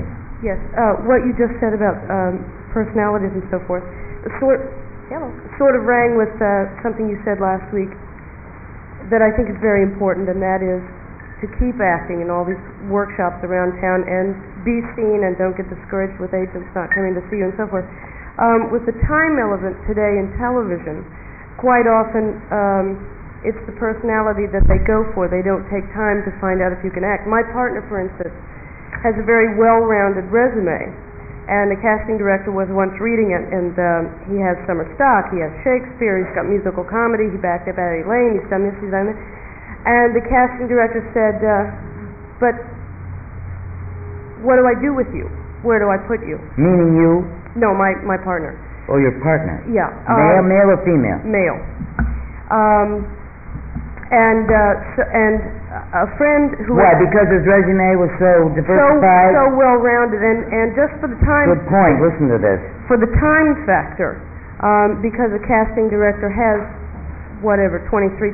Casting director, not manager, not agent, a casting director. What the hell is he worried about your partner's resume for? Because he wanted to just help get him a job. He's the person that has to fish through 500 actors to cast 24, 26 segments of... But he's calling usually every day for a certain type. So why his question? How do I know what to do with you? Because you can do so much. Well, that's my point. So the important thing is, I think, you made a very important point when you said just do it. I'm sorry, my partner also had an experience where a friend of his had written a play with him, an episode of Emergency, and he wrote my partner in it, gave the physical description and everything, and he knew it was being cast, and he had not been called in on it, and he called the casting director and said, why aren't I being seen? And the casting director said, you're not right for the part. You're a song and dance man. And he said, well, most of every day I spend talking and walking. I don't always sing and dance. Well, that was a smart-ass answer. Where'd you get it? Pardon? Well, he did get the job, as it turned out. But I just... Did it really help the guy make up his mind that he was right for the job? He got in and got an audition, yes. Anyway, I just was saying, I guess my whole point in this rambling... No, you're saying that here's a guy who does a lot of things and has stood in his way with this one person. That one person didn't have anything in mind at the time. Yeah, I don't think anything can really stand in your way, and I think what you said is absolutely true, and that is so many times casting directors do categorize you, but if you get them out to see you doing something different, it helps. Keep going. Right. You can't have too many things on your resume Absolutely. for your benefit. If you give someone a great big long list, it might confuse them if they don't have anything in mind at the time for you. But I scared her. Well, that won't hurt her. I didn't mean to scare you. No, you know what? Your friend is rambling, but he's doing exactly what I said he should do. He's trying everything, and it's all there in a resume. But what I was saying is the casting director was looking for someone who knew how to cast for a fish, and I know how to cast. A lot of people can't even do that. He would have picked him maybe to try out for that, but that day the casting director didn't have anything in mind for him. That's why it was a cop-out. He said, you do so much I wouldn't know where to put you. It's a cop-out for that day. But he did remember him. Okay, man, sir. This is somewhat related to what the last gentleman was talking about. This may not apply to some of the people who aspire to be actors, But I came here about a month and a half ago, and I'm in the process of going interview after interview after interview, running into the same question. What do you want to be? What do you want to do? Okay? And my question here is to ask you, do you think that the answer to that question should be approached to the ultimate or to where it can get you at that particular moment? Interviewers, all sorts. I've been to see many types of people, directors, producers, and agents. Strange question to come from, agents, I can understand. An agent saying, what do you want to do? And I would ask for a job, it's for an agent, yes, or a manager. They want to know. Right. But you mean other than that? You mean other than agents or managers are asking you other than that? Right.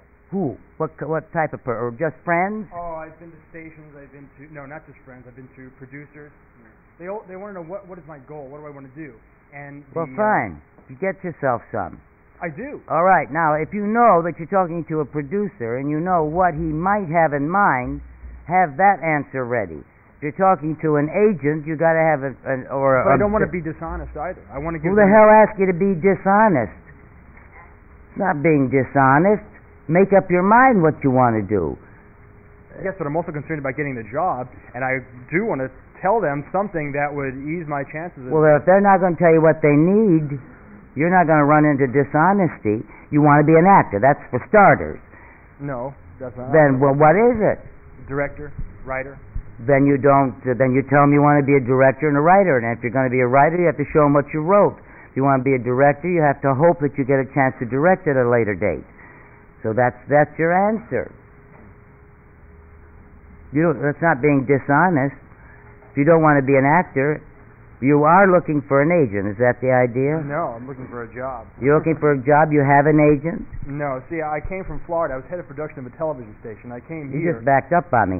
I came here just looking to take steps backwards to get into the film industry because I was tired of television. Okay, I've been a director. Tired of television? Yes, I don't like television. I feel television is restricted. I want to You feel television is restricted in what way, dear? Well, it's the microphone. Oh, there we go. Television is restrictive in the sense I don't get to be on my own enough. Okay, I don't. What? To be on my own enough. Okay, I've done television on a small scale in You didn't get to Florida. be a director. Where did you start? Everything I say, you back up on me. You did get to be a director. Yes. You didn't like it, so you left television. I like television. I like being a director. I didn't like being a director in television. I wanted to get back into film as I was doing in college. Can you follow him? You know, we got a good case here. We've got a very good case here. What is your name? Norm Strassner. What? Norman Strassner. Strassner? Strassner. Strassner. Yeah, will you hold on to the mic?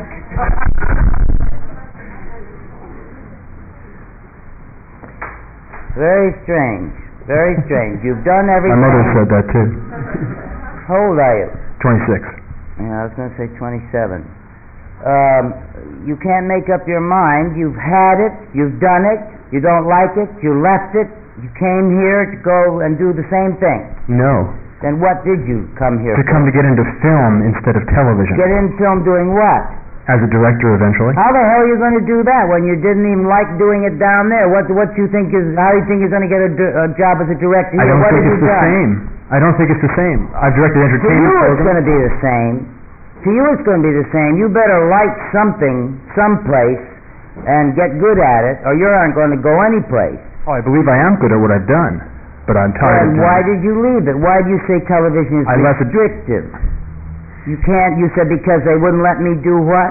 They wouldn't let me create enough with it. It was Well, do you want to be a creator, a writer, or do you want to be a director and do what they wrote? all of the above. Well, then you've got a long, hard road to hoe, and it certainly is very wonderful goal for you. But you shouldn't leave a winning job down there and come here and expect to walk into something that you've already negated. No, but I hated Florida anyway, so. Oh, why'd you say that in the beginning? Well, it was part and parcel. I hated Florida Well, and that's hated beside the the job. point. But anyway, you have a lot of negative thoughts about what you have done. I'd like to know what you've really accomplished. Perhaps you did get a job. How long did you hold it? A year. What? A year. How did you get it? I was hired as a director. I applied for the job, and then about 3 months in, they needed a head of production, and they promoted me to head of production. You were kicked upstairs? Yes. That sometimes is very bad. No, I enjoyed it. Well, then why didn't you stay? I didn't like Florida. That's one reason.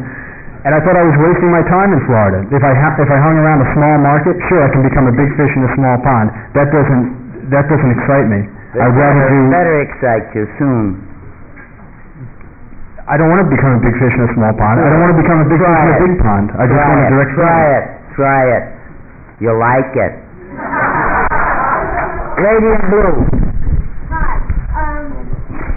Wrong blue, but it's all right. Sorry. It's okay. On the set, when you're working, do you have a problem like when you're off of the set and they're doing something else like changing the scenery or changing lights, and you've got about like 20 minutes to an hour to kill, and you're into a scene and you don't want to break the continuity of the scene? What do you do? Do you do needlepoint? Do you read? Or you just sit there? This is really a problem. Well, it shouldn't be. I don't have any time between scenes because I've got 4 hats on, but you shouldn't have a problem either. Are you talking about pictures where they wait in between? Yes. I went through that period, but it was many, many years ago, and I learned to make use of my time. I learned that I hated T.S. Eliot and Kafka. That's for starters. You ever try to understand those bastards? Yeah. I was way in over my head. I was lucky to understand Mark Twain. I was trying T.S. Eliot. Anyway, I found things to do, and no, it was not needlepoint. I did the knitting, and I did all that, and it was, I wasn't learning anything. I even started with word games so I could learn how to, build my vocabulary, if nothing else. But I never had a problem since I was a contract player, because I've always found very beneficial things for myself to do. Really. The reading, I went back to school and was tutored at night, went to night school, English lit, ancient history, things that I enjoyed. I took courses in anything I could get my hands on that I could go to in the evening. I just made up my mind that I wasn't going to waste that time. And you're asking the question, and that's the answer. And it starts now, tonight, as of tomorrow. You don't waste time, whether you're on a set or not. Thank you very much. Oh, I also want to say one thing. I'm sorry. I've learned from you because of this listen, react, and act. It's really helped. It really works, believe me. It does. Because it was a problem with me. I was always worried about timing. It really works.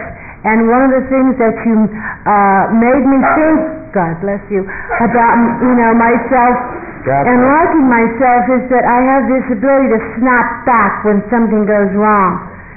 And I think this is a good thing to like about yourself. As a director? Oh, no, snap back when something's going... Oh, snap back. Yeah, you're a resilience. You mean you come... Yes, oh no, I'd never snapped a director, goodness.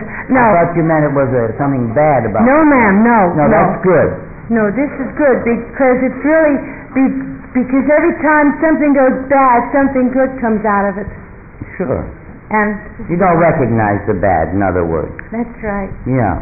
There's a great lesson to be learned in not recognizing some things. Yes, this is true. Yeah. Not recognize, they just don't exist. Yeah. It's not a religion, but it's just a fact of life sometimes that you learn that helps you. Right. I remember one Christmas, I only had $30-some, and I had about 5-6 people I had to get something for, and I knew I'd have to do it all in Newberry's or some drugstore. Now listen to this. And I remember going up and down, this was in New York, and I remember going up and down the street and saying, and get how this ties in with this. Well, I don't have to worry about Bergdorf's. Well, thank God I don't have to go into Saks.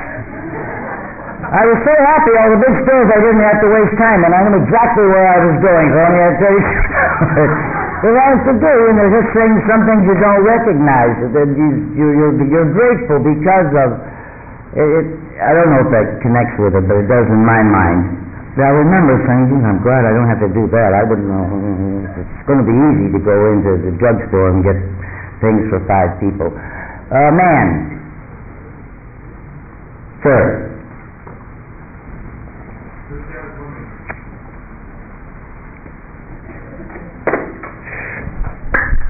If number one, you knew Fanny Bryce, and how did you know Fanny Bryce? Yes, I did. How did she relate to Barbra Streisand or to today's comedy? I think Fanny applauded in her grave, and Fanny wanted me to play that. She came to me years and years ago, and I didn't know the story. She didn't have it written. She had a premise, and she told me about Nicky Arnstein, and she told me that her story is not Baby Snooks. God damn it, it's not Baby Snooks, and if they ever do it as Baby Snooks, I'll haunt them the rest of my life. My story is a love story. And I said, well, is there a script? And at that time, there was a wonderful girl, Mitzi Green. Mitzi Green. Anybody remember Mitzi Green? A singer, marvelous mimic, and did a great Baby Snook in her act. And she was such a divine lady. Oh, she was a great gal. I loved her. A very good friend of mine. And I said to Fanny one day, I said, there's one girl that should really, and she got furious because she knew that Mitzi did Baby Snooks in her. I said, no, but she can do other things. And she just looks like she has heart. And if she knew your love story, I'm sure, if you ever get it, for God's sake, tell somebody to look. Well, Mitzi died before Fanny did. But anyway, she kept talking to me about it right up to 2 weeks before she died. And I was talking to Howard about this the other day. And still there was no script written. She just had the premise, but it was the love story with Nicky Arnstein, and yet Nicky's still around wandering on 5th Street or something, and it was hard for me to understand because I didn't know Nicky Arnstein. I didn't know her children, Francis, or anything. Anyway, when they finally made it, and this young child, Barbra Streisand, whom I had seen appear at the Biltmore, I think, the first time. She was 21 years old. Startle you right out of your chair with the meaning that she put into these songs that no one else had done. I couldn't think how a person so young could sing so well and with such meaning and be so different from other people that were around. She just swept me off my feet. And when she got that thing, I thought, my God, I wonder. I didn't know what the story was going to be. I have seen it 8 times. Funny girl. I thought she was just marvelous, and I'm sure Fanny just was so pleased with her because that's all you remember is a love story. You don't remember any, and the way Barbra handled herself all these, up until the last couple of years. I don't know much about her now, but when she first started, it was pretty remarkable for a youngster. Thank you for asking about Fanny. She's a lovely lady. Yes, ma'am.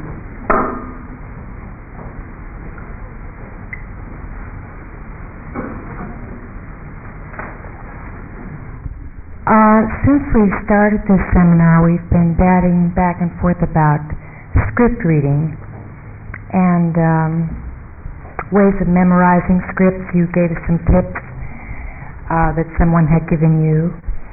And I don't think it would be a waste of time. You told a story once, I believe it was on Dinah's show, about William Frawley, and that he didn't like to read scripts. And I wonder if you would tell that story again, please. It's so very funny. Well, true, absolutely true. Bill Frawley was an elderly gentleman and had been around a long time.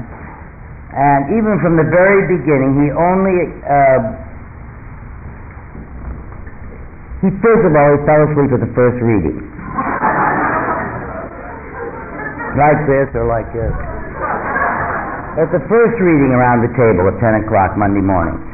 So he never knew what the story was about. And then they'd wake him up and say, lunchtime.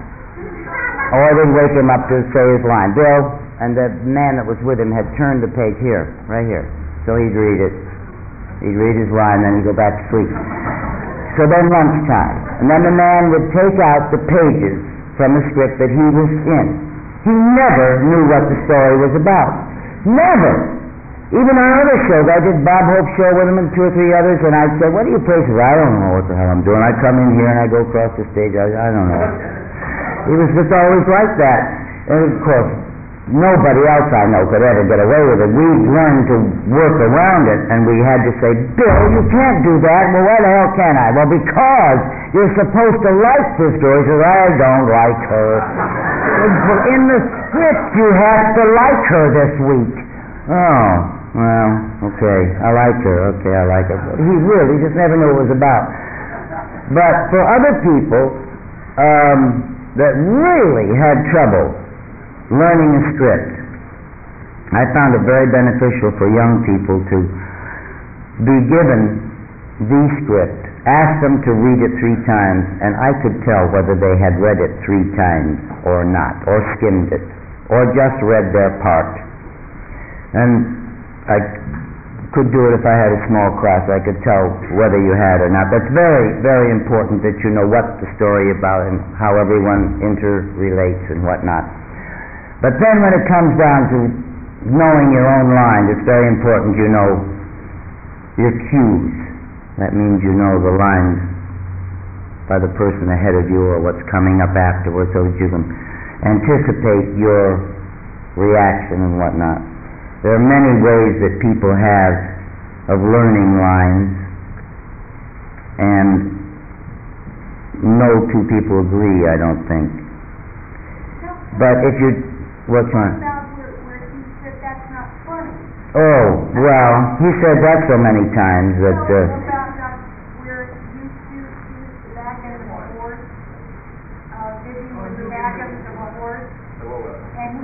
Yeah.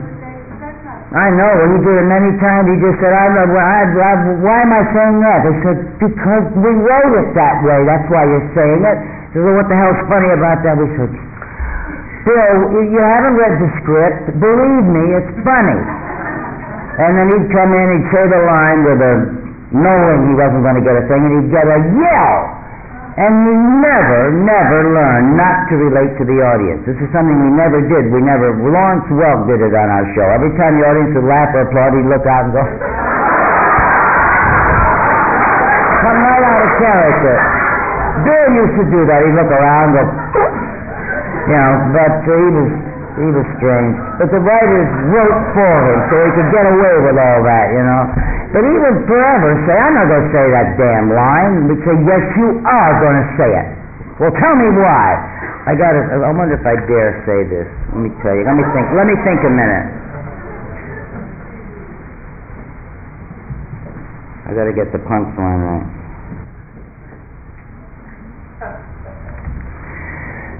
The other thing, in real life, his wife, who had been dead many years, they were in vaudeville together, and he prided himself on being one of the old wonderful song and dance men. And they did the old-fashioned little song and across the stage with the straw hat, the stuff that he did with Vivian quite a bit. Got to remember this punchline. Anyway, I'm not reading the script, ever. And finally, they wrote where we all sing around the piano, and I'm out in the kitchen cooking, and there Vivian's playing, and Bill and Desi were singing one of the old songs. And I was supposed to come in, and I could never was allowed to hit the right note. I had to sing off key. And Bill, never having read the story, they were around the piano, and I came in behind them. And I joined in the song. And this is rehearsal, of course. And he was singing, and he was enjoying it so, because it was one of the old songs, and he was really going, his head was up, and he was leaning in like a barbershop quartet, he was doing this. And I went behind him and hit this off note, and he "What the hell is that?" he asked the director. The director said, "Lucy has to come in," and he says, "Why? We're doing great." So, Bill, that's the story. She goes through the room, and every time she comes back and forth, she hits a sour note and keeps going. He says, "A sour note?" He said, "There's only one way to describe her singing. It's like a shovel of shit on a baked Alaska."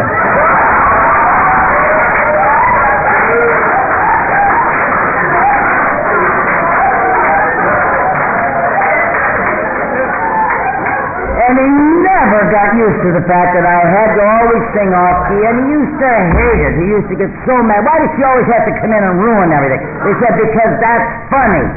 Well, it's not funny to me, you know. But that, he was really like it. We wrote for him. Hands. Way in the back. You had a lot of guest stars, and feeling hilarious. In your the Lucy show and Here's Lucy, you seem to have a lot of guest stars who are basically dramatic people. And I was wondering if they had trouble doing comedy, and if there were any hints that you gave them to be able to do comedy better.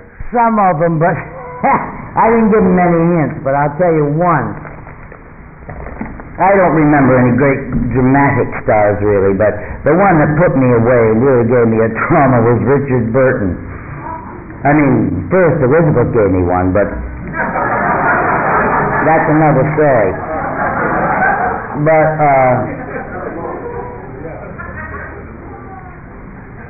I had to wear her ring, and it was really the ring, you know. And they had, how many? 5 guards? Howard? 4 or 5 security men. And once I got the ring on, it wasn't that easy to get on and off, and I didn't want to take it off and put it down anyplace, so I would wear it, and the guards were in front of the set, behind the set, in front of my dressing room and everything. And one day, I said to the director, I said, meaning I was going to the ladies' room, and I forgot all about the guards. So I started off, and I go get the ladies' room, which was in my dressing room. And I get in and I go, "Yes, sir." They were in plain clothes, and I didn't know them all. I said, "Yes, sir, what do you want?" He said, "Well, where are you going?" I said, "I'm going into the bathroom." He said, "Oh, well, I'll wait right here." And boy, I didn't move. Even during the scene, there was a man behind the set and in front of the set, right in front of the camera. It's like I was going to run someplace. But anyway, that's not the story. Hi, Mike. Richard Burton, one of the nicest men. He was on the wagon at the time. Yeah, which makes a great deal of difference, because he said he had never been, until my show, I don't know if it's true or not, but he said this. He said that he had never been on a stage sober until he did our show. It so happened that he had gone on the wagon about 2 months before that. And he dropped a lot of weight. They'd been down in Puerto Vallarta, and he was looking good, feeling good, but a little like this. And first time he'd acted, he said, in his life without being stoned. Whether it was true or not doesn't matter. But anyway, he was working with a very good man, an Englishman, and they had an opening scene together. And in the scene, it was a marvelous opening for him, for the audience to applaud, for the audience to get to hear him, know him, and also to meet Williams, the manager of the hotel. And it was arranged so that there was plenty of time for him to walk, say certain things, get the applause, and then, it was written, laid out. And in it was a lot of plot, but done in a very comedic way.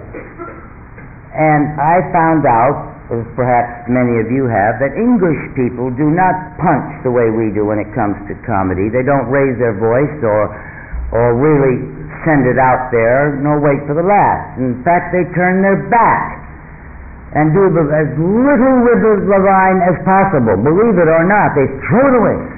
If it's a funny line, they go, And I was up in the stands, and this is Richard Burton, and it's his scene. I'm not in it, and I'm up in the stands waiting, and this is Monday. I hear it going on a rehearsal. I think, well, tomorrow will be different, Tuesday, Wednesday, dress rehearsal, and now I'm beginning to worry. So I sat up there, I can't hear the lines, and there's no noise on the set, we're mic'd all over, and empty bleachers, no reason not to hear. I can't hear one laugh, I can't hear one line. They just would not speak up, they would turn, they'd throw the lines away, and to such an extent that I was horrified. And the writers came over to me and said, "Can you hear them?" I said, "No, they're throwing the lines away because they know they're funny." And they said, "What?" I said, "Well, what other reason?" I said, I've noticed it with English actors before. And they said, "Well, you have to." I said, "I have to?" Well, we had a director whose name I won't mention, and I went to him. And I said, "We're having this trouble." And I said, by actual count, I think there are 11 laughs in that scene. And he said, "So?" I said, "We're not hearing them, let alone getting a laugh. We're not even hearing the lines." He says, "I heard them." I said, "You read the script, you're down front, all right, you're hearing them, but believe me, we are not hearing them. They are not playing for the laughs. Nothing happened." So I went to my dressing room and I went, "Oh my God, have I got the nerve to go to Richard Burton? I've got a legitimate reason. I wouldn't go to Elizabeth." Anyway, Mr. Burton, may I speak to you? "Yes, Ralph, come in." "What's this Mr. Burton?" And I said, "Richard,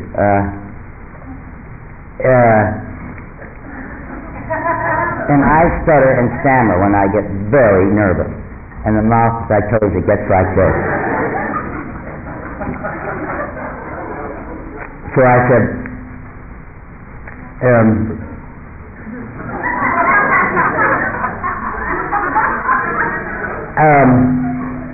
Richard, in the scene where you come in with Mr. Williams, your entrance, your very first entrance." He said, "Yes, love, what is it?" I said, "Well, you have do you have any water around here?" He said, "You want to cut some of it?" I said, No, I want to hear it." He said, "Now?" I said, No, on the stage. On the stage when I couldn't get it out. I was so frightened. I didn't know what he was going to say to me. I said, I know that the English, but it's just that, for instance, in those 3 pages, I think there are 11 laughs, and we're not hearing the lines, and we have to play forward because we have no, the acoustics are such, we have no, what's the arch? Proscenium, and I'm throwing all this stuff in for reasons. Without saying, I know you English don't like to punch a line. He says,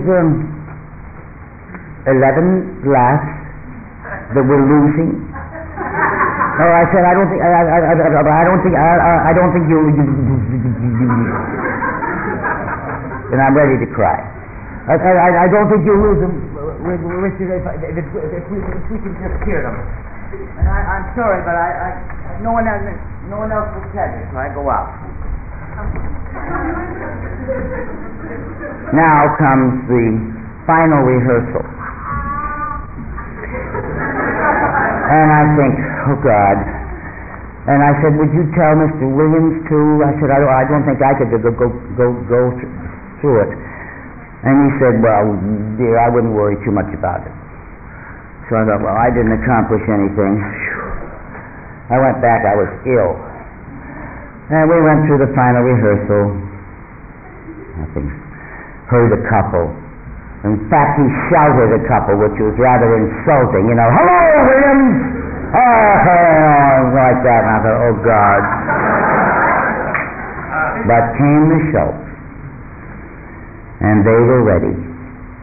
And after the scene, he came to me and he said, Lucy, come here. I have something to tell you, love.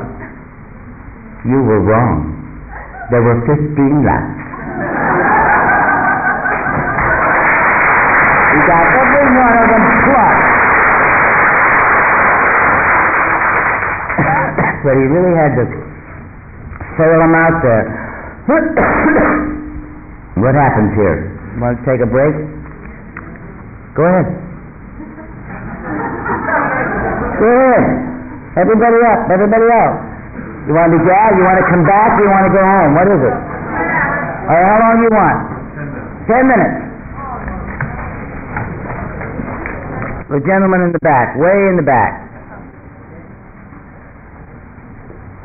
Yes, sir. You've mentioned several times that there's many opportunities in the technical. Speak up, dear. You've mentioned many times that there are opportunities in the technical part of show business. Now, I think I'd be very interested in that. It might be a big break for me to become a camera coordinator or something. Right. Now, I have a acting class here at Sherwood Oaks, and the instructor talks about quality actors have. I was wondering if technical people also have a certain quality that people in show business are looking for. They certainly do.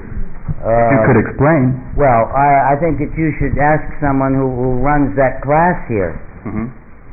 They'll answer your question. They have that particular class right here, and you really should. That's a good question. You should ask them.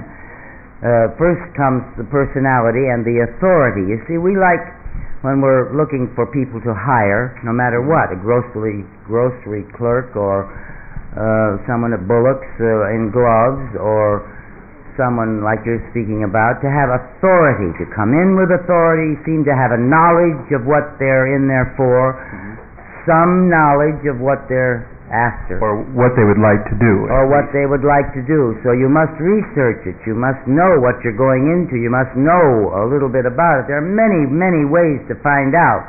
You don't go blindly in and say, I want to be part of your organization, and expect them to fall down in gratitude. You know. Yeah. But there are opportunities, is that right? There certainly are. In the technical end, much more so than the other. They need. But you have to have your mathematics, you have to have a lot of things. You know, you boys know more about that than I do. But get in there and find out what you need, what books you have to get, and what people you have to know, and everything you can about it. Ask every man you can find in that department. Ask those questions. Thank you. Yes, ma'am, blue chest.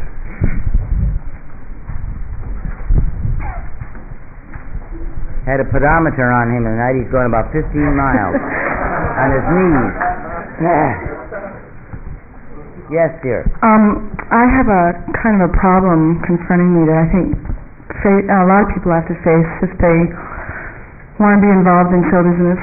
And to start out with, last night I was cast in a good principal role in a play.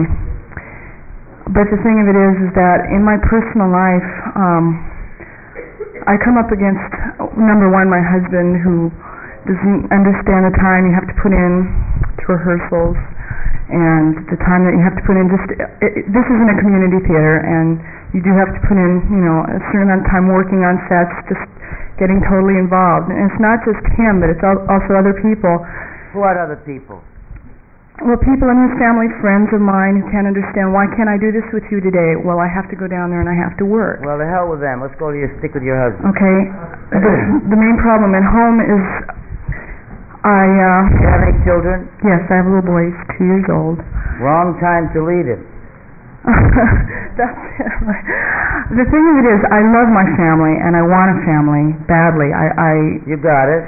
I do. That's the thing. But I also feel an extreme dedication to theater. Well, you can be dedicated and you can be studying, but you must leave at this point. What we're talking about, the art of selfishness. The what? The art of selfishness. I feel that I'm right where you are. That's a very good point. Is this good for you to make your husband unhappy and to leave your child at 2? No, it isn't. Is it good for you But, to go my through this feeling- tourist and take this, make your husband unhappy and make your home life unhappy? Is it good? What's your name? Shannon Monahan. Sharon? Shannon. Shannon, is it making you happy to do this? It's making you unhappy. What's making me unhappy is the fights that it's always causing because... That's right. So it's making you unhappy, period. Right. Stop right there. Right. You are not happy with with the situation, right. With the situation. So it's not good.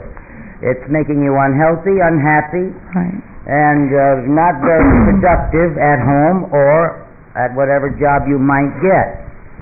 So perhaps it's not quite the right time, but you don't have to stop studying, but you have to be at home. Mm-hmm. The thing of it is that I got married pretty young, and I guess that was a mistake right there, but I was raised... a child, forget that. Right. I was raised in the theater. My father is an actor. I don't care. And what I'm saying is I've been involved in theater all my life up until I got married, and more or less he understood it when we first got married, and so did my friends and things like that. But the more I get into it, and the more I've done film and things like that, and the more I get involved, the worse it gets. But I want to hang on to my family. I want to hang on to the people. You want to take and eat it too, but look, it's not impossible. You're just jumping the gun a little. How old are you? 21. You're very young. You have a tiny baby that you should not be away from. You're missing a great deal if you're away from that little wind-up doll at this point. This is the greatest time of that child's life. And if you're making your husband unhappy and it's making you unhappy, to hell with your friends, only your family you should be concerned with. It doesn't stop your studying, but it would stop you going out in the evening, and it would stop you spending too many hours away. And there's no other answer, because it's not making you happy. Otherwise you wouldn't be asking the question. So it's not good for you. So in other words, what I have to decide is which priority, in other words, theater... Know that. Life's sake, you're not going to say somebody else can take the kid and your husband can go. You're not going to say that you know what the priority is. So in other words, there's really nothing that I can say to make him accept it more, understand it more. Not with a child so young. You made your bed, now just smooth it out a little bit and wait. My child isn't the one that's really No, he's not saying anything yet because he can't talk. But you're missing a great thing when you miss your child at this age. I don't. For one thing, most of the things I do take place at night when he's already in bed. It's just... it's not that bad, and the quality of the time I spend with my son. What's your husband doing? None of my business, but we're on him. Nothing. That's the thing. He refuses to get involved in anything, and I'm out doing theater. Well, he works during the day, but he sits home at night, I don't think you're doing anything wrong, but except making an unhappy home life. But I still think there's a great deal that you could be studying and not make your husband unhappy. You don't want to lose him. No, but I see a lot of actors and actresses and people come across this all the time. That's why I think there's so many divorces. But they don't have that much opposition at home. If you have the opposition... that's why they have the divorces, I guess. What? That's why there's so many divorces, Yeah, you don't want that. Because then you'd have nobody to stay with a baby. No.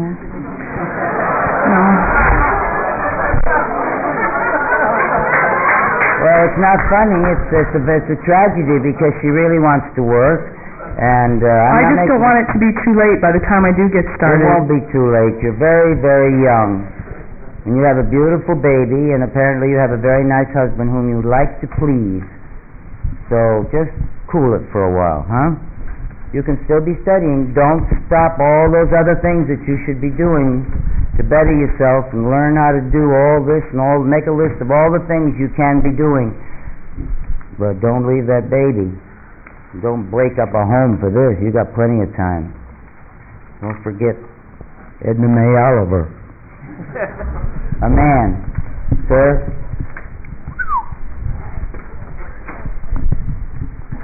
You've been talking about time. What would you... I can hear you without that. What would you consider a fair amount of time for a person in any age for talent in this town? Working with all the guidelines. I've never put a time on anything in my life. I wouldn't know how to answer that. Okay, then I got a second question. Good, that's great.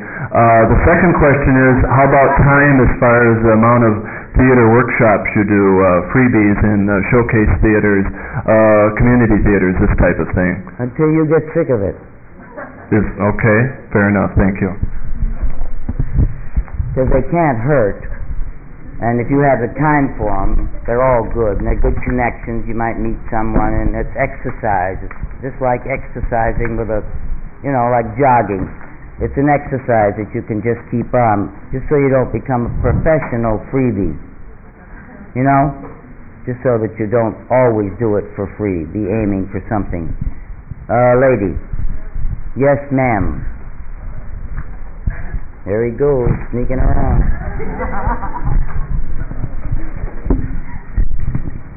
I'd like to offer some advice. One of the many jobs I've done over the years while pursuing a career as a comedian and nightclub singer was to be a secretary for personal manager for 3 years. When I first went there, he managed Richard Pryor. Later on, he managed Freddie Prinze. Oh. Yeah. And? I've been sent out on roles. I used to tell Ron, I got an audition today. I'll have to take care of it later.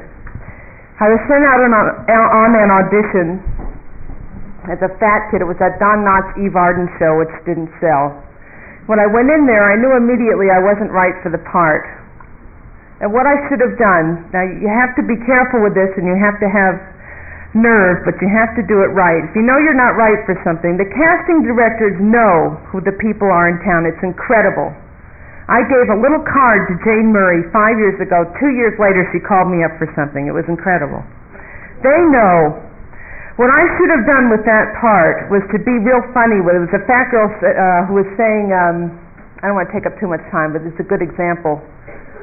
She was about to run away, and Eve Arden was telling Don Knotts to not let her eat and get overweight and all this, and she said, I know what you're trying to do, and I know what you mean, but I'm so unhappy. And it's such a wimpy part. What I should have gone in and done, perhaps, this is one adjustment you can do with it, was to get paranoid. I know what you're trying to do. You don't want me to eat, do you? Well, it's wrong for that part, but that casting director will remember you. And this past season, which was crazy because of an impending writer's strike, all the pilots had to be done by the end of the month or something like that.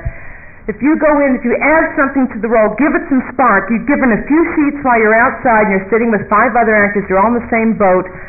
Go in there and don't just read it, don't be afraid of them. Pick out maybe 4 or 5 key words and say them funny or make up your own character for it. Don't try to think so much, well, what do they want? Think how you relate to this person, even if it's a commercial interview. Yeah, something like that. You don't know what they want anyway, so you might as well. But half the time they don't know what they want. You create the part. That's very good. Thank you. That's very good advice, because you come in with authority. You at least give something. And as you say, half the time they don't know what they want. They buy you on your physical looks, and they're hoping to God that you. Why did you say you were wrong for it?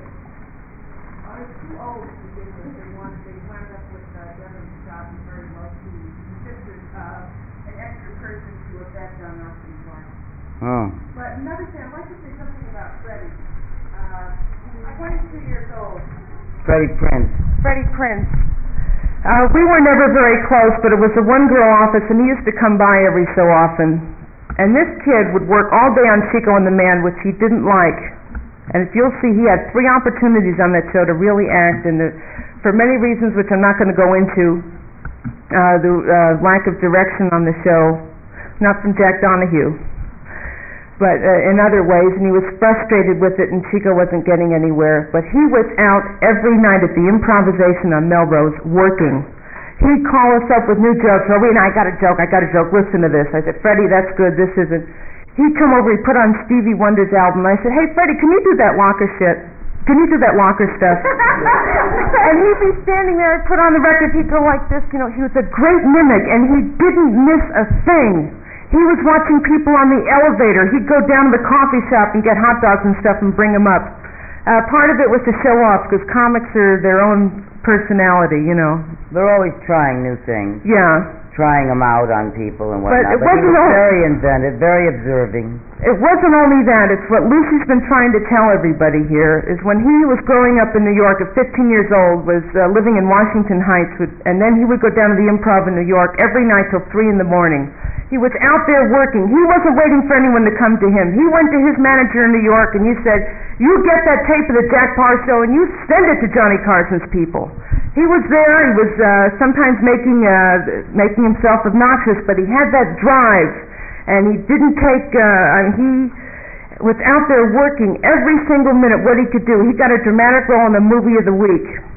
And he'd come in, in his idea of the character. And it was so important for him to do it right, whatever he did. And it was a valuable lesson learned from someone 22 years old, and I was 28 at the time. And, working as a secretary, which, sometimes we have to do. But, you could see it. It was a great loss. And he loved you, Lucy. He used to talk about I you. know. Yeah. I didn't know him too well, but I know I got a lot of messages from him. I never knew what he was calling about, but there was one thing that I knew I couldn't help with, so I didn't get involved.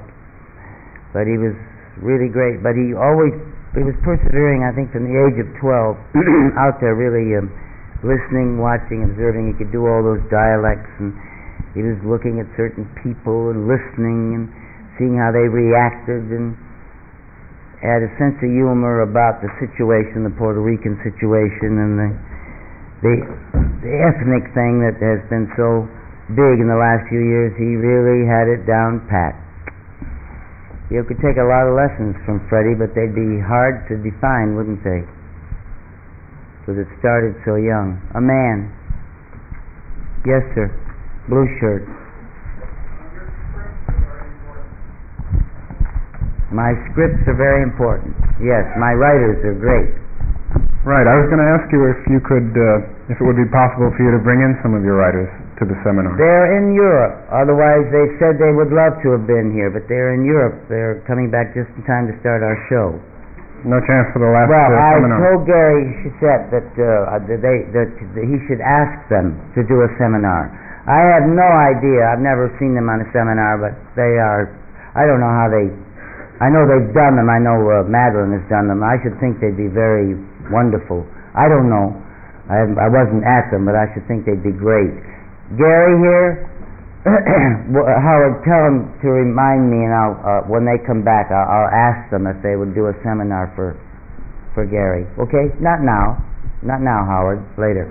Yes, ma'am. Here he comes. You can stand up,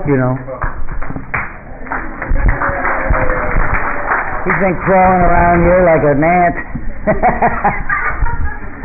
Yes, ma'am. There's so many things that I've wanted to say all night that it's kind of hard to know where to start. Number one, I really have gotten an awful lot from the last 3 weeks that we've been here, and that doesn't necessarily mean we have to have critiquing in the class. I've really gotten a lot of inspiration just by being off for 4 months, and not because I wanted to, just because there was no calls coming in. And are you Helen? Pardon me? Are you Helen? No, I'm not Helen. I'm not saying Is Helen here? She looks like Helen, doesn't she? Go ahead. In any event, I've been going out on some calls, and they're comedy roles, and I get a second call back or a third call back, and what's really disturbing me is that an acting teacher once told me that the line was, the actor was never funny, it was the line that was funny. And that to go intentionally for the comedic line just really would mess the line up totally. So when I go in for the readings, I try to be straight with it, yet with a little bit of flair. I know I'm perfect for the part, I can see that I'm right for the part, yet I'm not getting the part. I know it's just a matter of time before I do start getting the parts, but it's in the meantime I'm trying to find out what that is in the comedy reading that people are looking for, the people that are casting. Yeah, I know what they're saying to you, and I know how difficult it is for you to define it, because you can't punch it because you know it's funny. Are any of you aware of? Hold on to Mike for a moment. Are any of you aware of how Katharine Hepburn telegraphs the joke before she does it?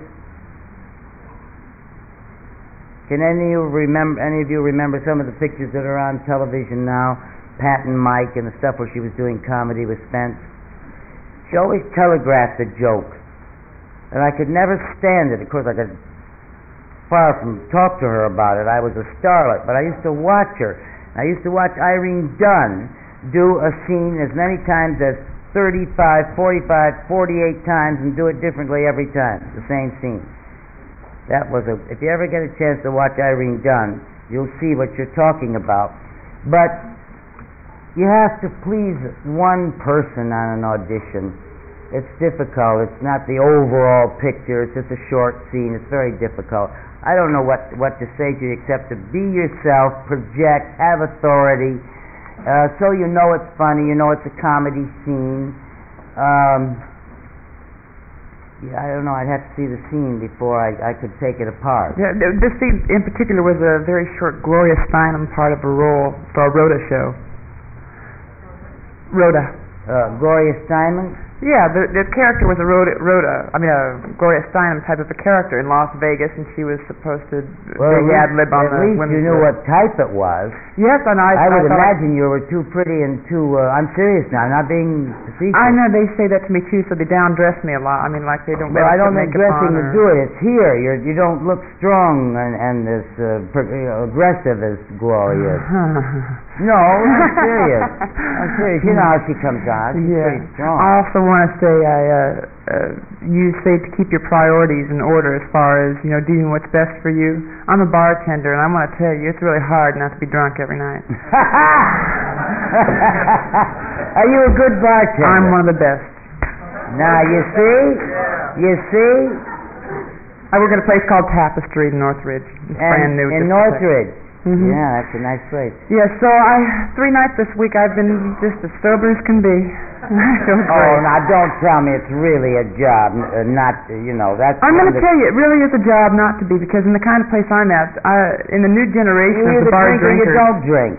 The new generation of bar drinkers like to just buy their bartenders drinks. I don't care about the new generation. It's you I'm talking about. Is it good for you to be a drinker? Well, I like to be high. But I don't want to abuse my body.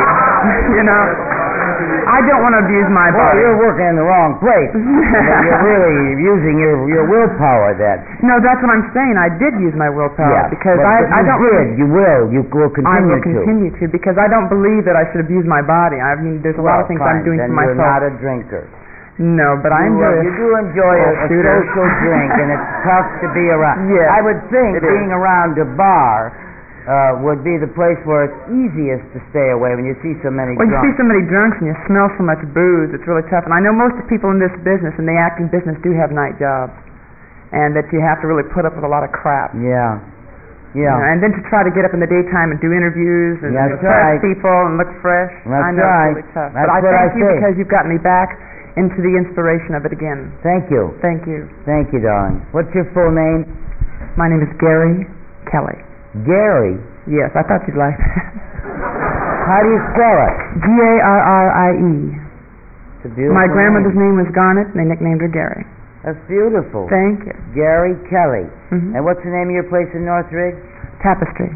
Tapestry? Mm-hmm. We'll all be out there later. Free drinks for everybody. Oh, don't say that. I'm pouring. Everybody but you. A man. Sure.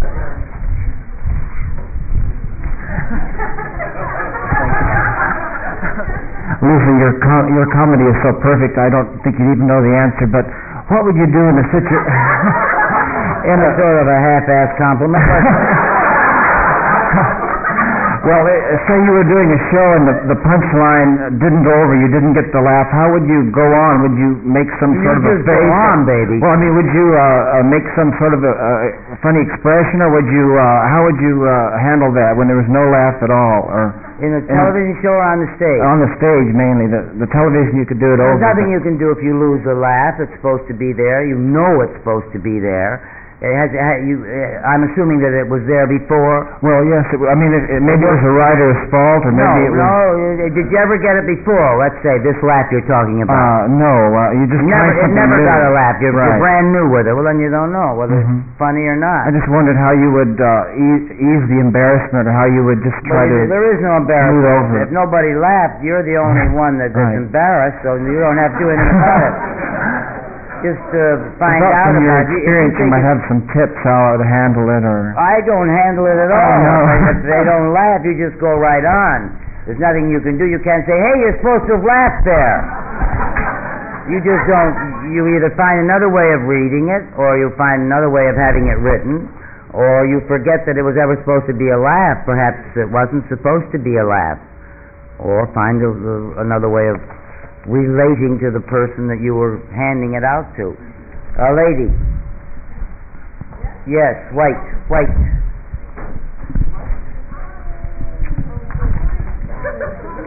with red. I think. Okay, well, I have two questions. One was, how did Katharine Hepburn telecast the joke? I can't tell you. That's why I wondered if any of you. Well, I can't do the way Catherine did it. I know a person, if this is a man, who, if he has a joke coming up, does this. It's just that. And then he says the line. Catherine had something else. I can't do it. I could point it out to you if it was on the screen, but I can't do it. But certain people do different things just before they but it's always different. Okay, and the second question is, how do you increase your attention span? Well, like it's a long day on the set, and after a while. Speak into the mic. All right. How do you increase your attention span? How do you think? I don't know. That's why I'm asking. Like my mind will just. Drop in my hand. With concentration. You concentrate on concentrating. You say, I am going to concentrate, like I am going to walk down the street. I am going to raise my hand and ask for the mic. I am going to eat. I am going to drink. I am going to concentrate. I am going to keep my mind on this. It's a self-hypnosis thing. It's what you need right now. Okay. Thank you. And it will work for you. Don't let anything interfere, but don't be crossing the street at the same time in heavy traffic. What?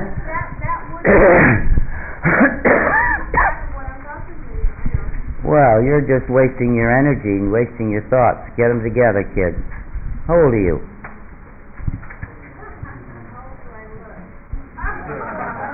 18, 19? How old is she? 19. Yeah. Well, you have the ability to do what you're asking. And I'm not going to say it's a stupid question, because I know a lot of people that have never learned to concentrate. And it's very, very important, but it is not that difficult to do. It's just I am, I will, I shall, I can, I am doing. Hello, darling.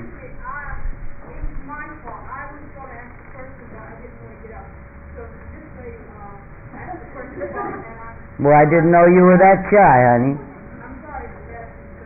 It didn't embarrass her. You don't have, since when do you have trouble concentrating? I've seen you perform.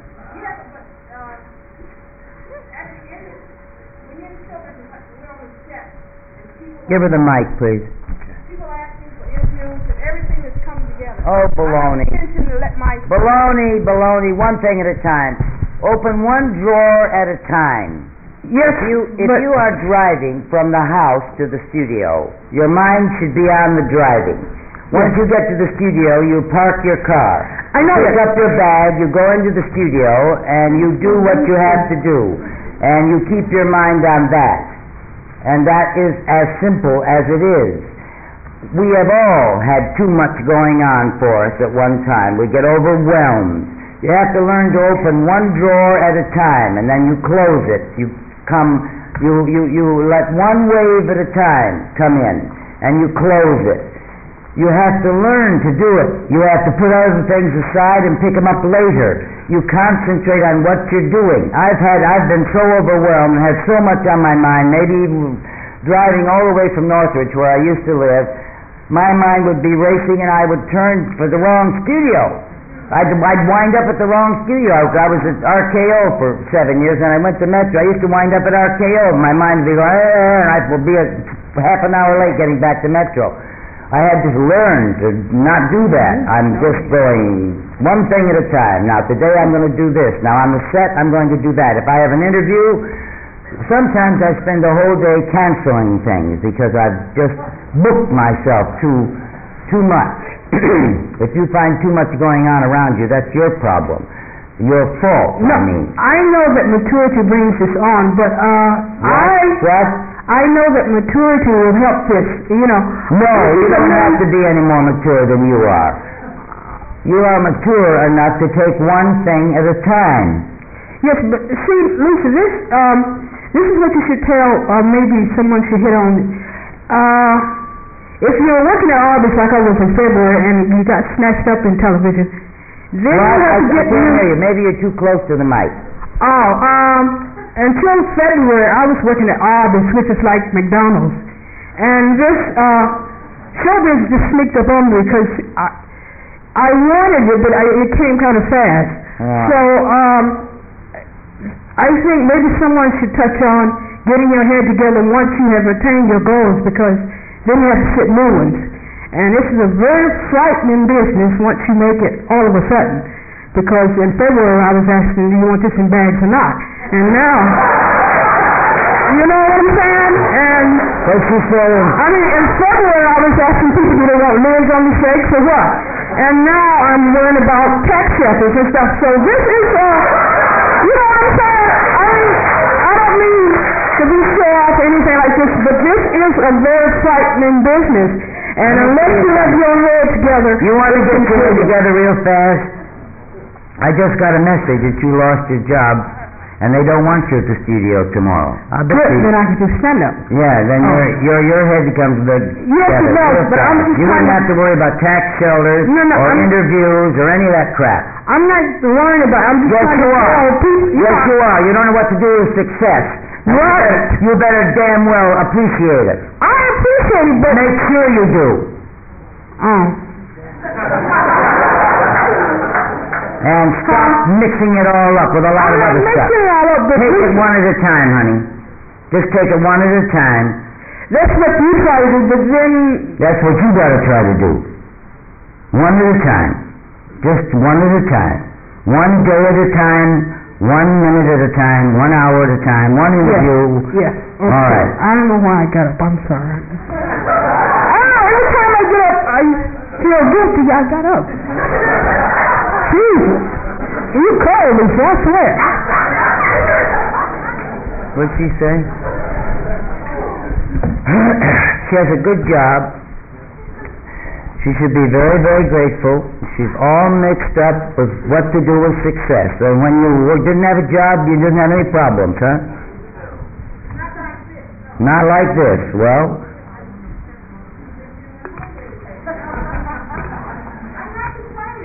you are complaining.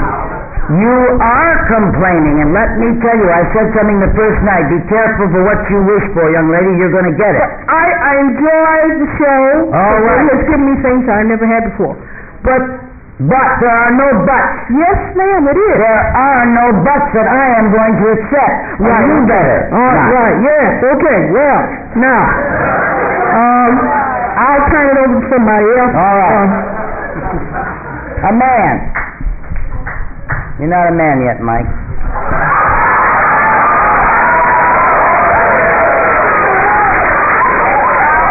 A man. I want a man. A man that hasn't been up. A man. A man that hasn't been up. I just wanted to know, you hear everybody talk about the good old days, and I just wanted to ask you firsthand if the good old days are really as good as everybody says they were. Well, we were talking in terms of umbrellas and having studios that were doing things for us. and without our having to put everything together ourselves. We really just had to show up, and they told us what to do, what we were going to do. We were working in 3, 4, 5 pictures at one time. That's a marvelous way of apprenticeship, of being paid to learn something that you're in love with. And that was my experience, and the experience years ago of a lot of people, hundreds of people that were very big stars. They were manufactured, and they had a lot of work and experience given them. It's very difficult for you kids because no one is doing that. No one is getting contract players together, and you're not getting that experience and that help that we got. And I know the value of it, and I appreciate it, and I'm sorry you don't have it. As far as the good old days, I never think of them as the good old days. I really don't. Yeah, I don't think of them as anything as the good old days. I really don't. But there seems to be such a tremendous attention on the old times, the old ways. And you mean nostalgia now? Yeah. Well, that's because no new ideas have come forth from this generation. There may be, but they're not out yet, except some that we find a little hard to comprehend, and then a lot of dirty stuff to make a buck, a lot of filthy old men making a buck maybe, and much more permissiveness, and it's a cycle that we have to go through to get back to what you're referring to as the good old days. But I thought you meant nostalgia, though. Yeah, I mean nostalgia. Huh? I mean, everybody talks about, everybody's doing shows about the 50s or about... Yeah, nostalgic. That's because they haven't anything new to do. What do you think about a show called Saturday Night? The kind of comedy that comes out of... I haven't seen it. It's kind of a new... Oh, yes, I saw it. Is that when Chevy Chase is on it? Yes, your son's been on it. Desi's been on it. Pardon? Desi, your son. Yeah, I didn't see him on it, but I know the show. I like the show. It has a combination of a lot of things. I think Chevy Chase is very good. I'm not that familiar with it, though. But that's a combination of things and a new style of comedy that Chevy's doing. I thought it was very wrong to put Chevy Chase on the Oscars. I thought the other gentleman...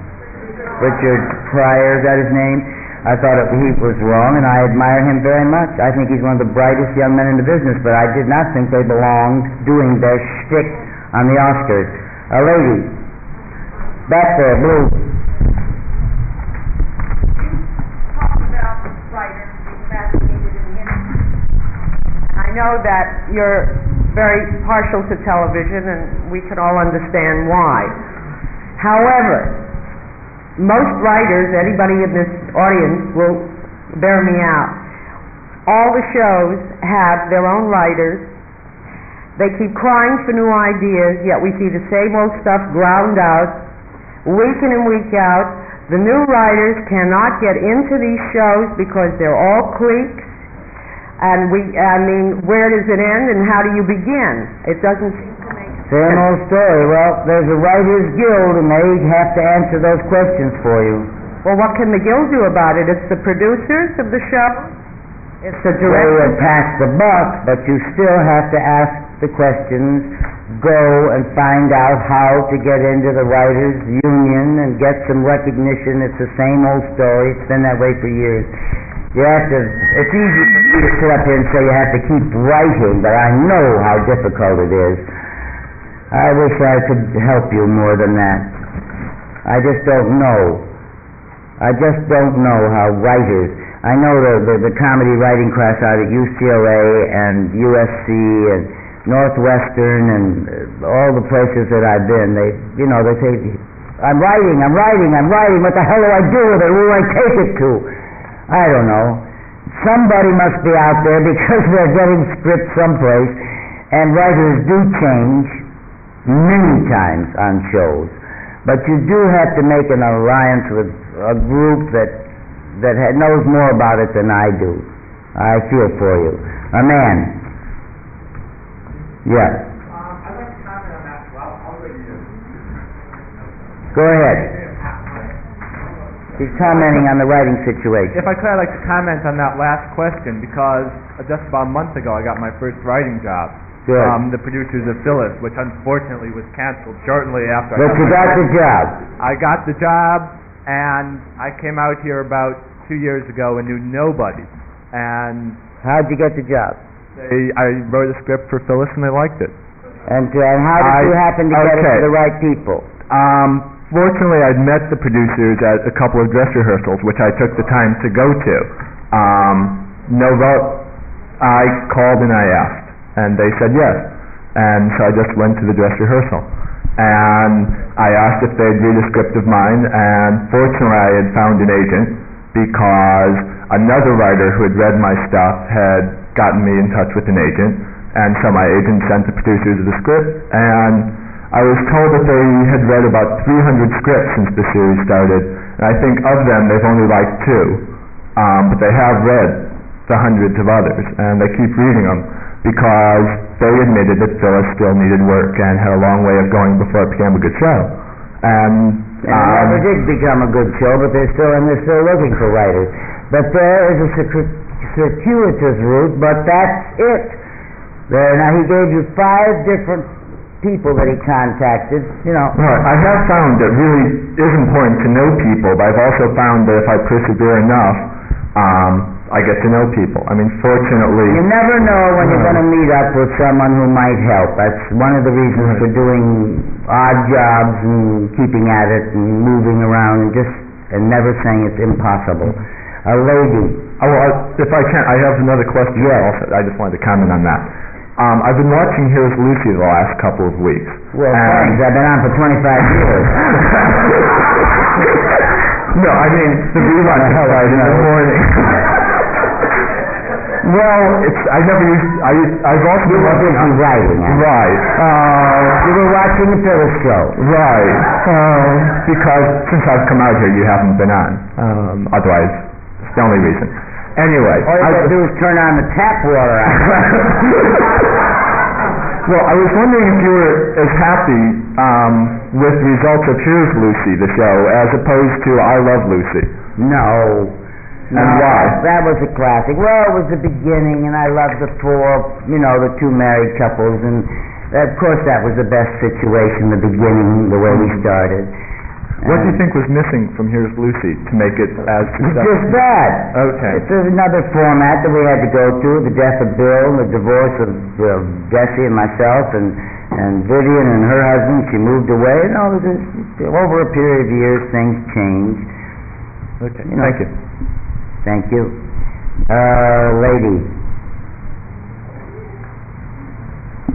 I like to make him run.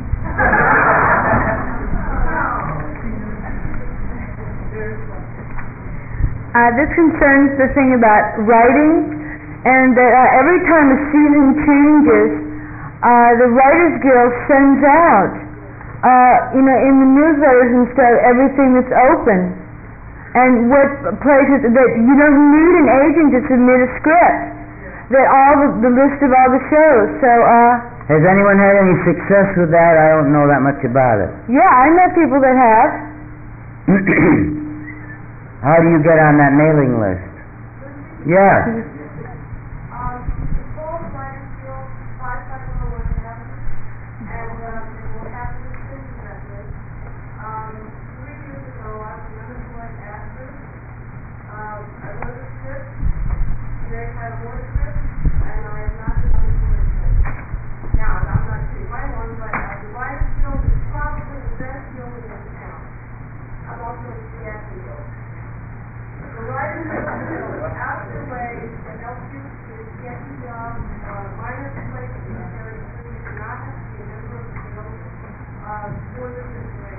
That's wonderful. I didn't know that. You don't even have to be a member, but you can get information on where they might be, and your scripts will be read. They will be read. I was storyline on practice last season, and we made a point of seeing new runners.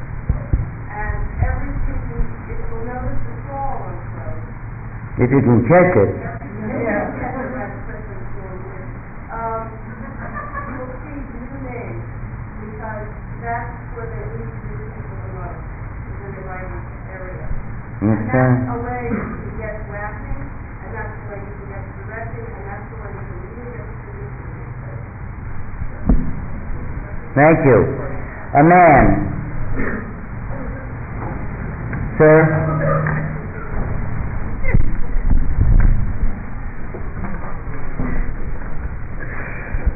Okay, Lucy, for like the time when you went into Newberry's and you were able to like buy the Christmas gifts for people for like $31, and then till the time that you became popular, so popular that you couldn't go into Newberry's anymore without like all these people running up to you. How did you deal with I still go it? into Newberry's.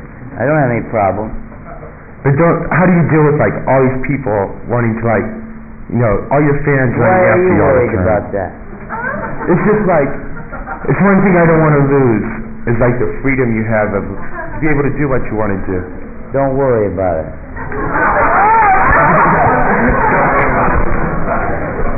I don't mean to put you down, but that is a ridiculous thing to worry about. When I want to be noticed, I know how to do that. When I want to go into Newberry's and not be bothered, I don't say there aren't exceptions when I'm really running to catch a plane or keep an appointment that I haven't been stopped by some nice person and, you know, with kids or something, and I've had to explain, please excuse me and all that. But a very good example of this, years ago I was with Marlena Dietrich up in Vegas, and she's a fantastic lady, and she left me at 5 o'clock in the morning. And we went to our respective rooms, and I said, by the way, when do you leave? He said, today. I said, where are you going? I have to go to New York. He said, so am I. I said, what plane? Same plane. So I said, well, wonderful, I'll see you then. So we got on the same plane and flew to New York. Before we got off, she said, God, I hope we're on time, because I'm going to take Marie's kids. Her little children were one in a carriage and one that walked. And she said, I promised to take them to the park, and it's a beautiful day in New York. I've called already, and they're waiting for me.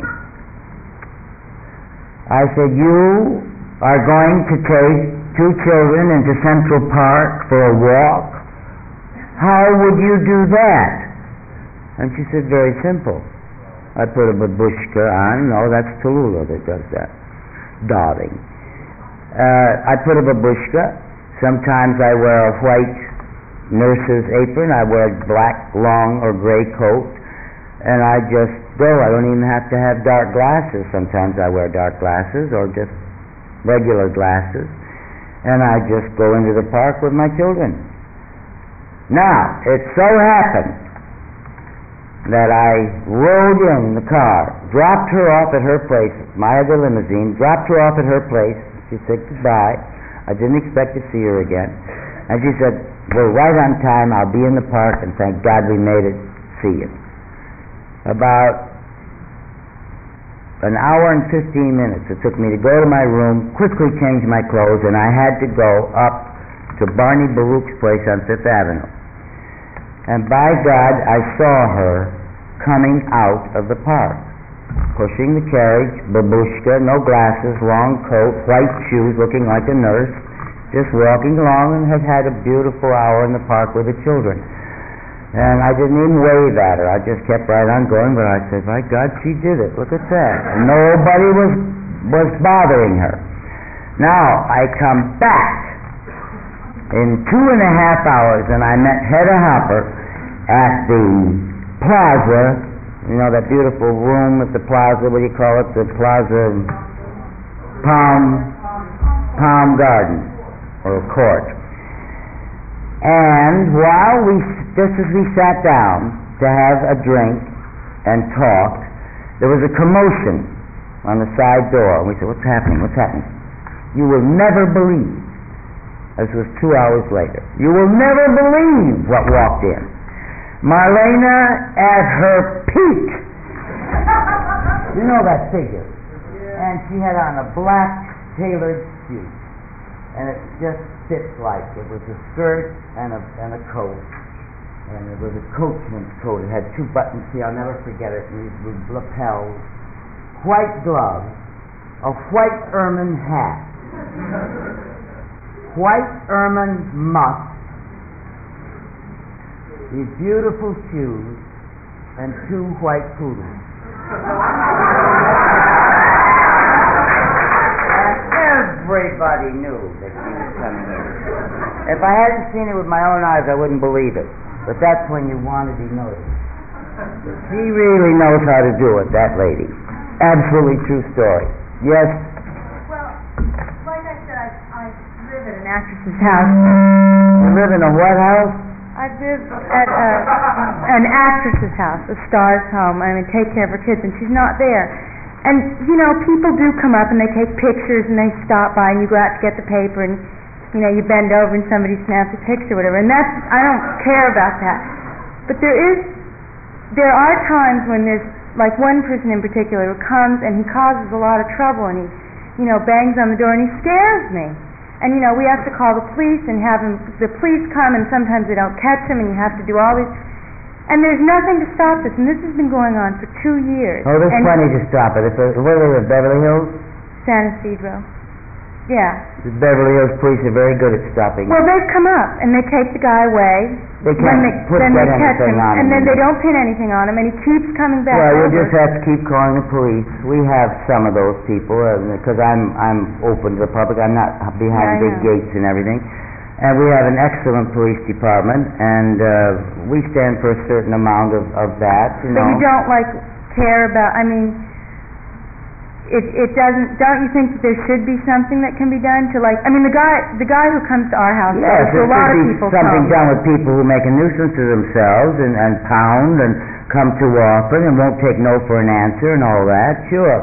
But there's nothing to worry about that much. It's when it stops, really, that you start to worry. But yes, anyone who's making a nuisance shouldn't do it, whether you're a star or whatever you are. Yes. I want to make a comment. Oh, you're tired of scooting around here. Are you an actor, fella? Yeah. To comment on that, I just happen to be, I've only been here in LA like 4.5 months. I just happened to be one night walking through the parking lot of Capitol Records, right? Where, dear? Capitol Records, right up the street. Yeah. And this car almost hits me, and I jump back. And there's Barbra Streisand, right? So like I'm one of her greatest fans, you know? Right. None of these people love Barbra Streisand like I do. Right. You know what I mean? So I said, "You're Barbra Streisand." She said, "No shit."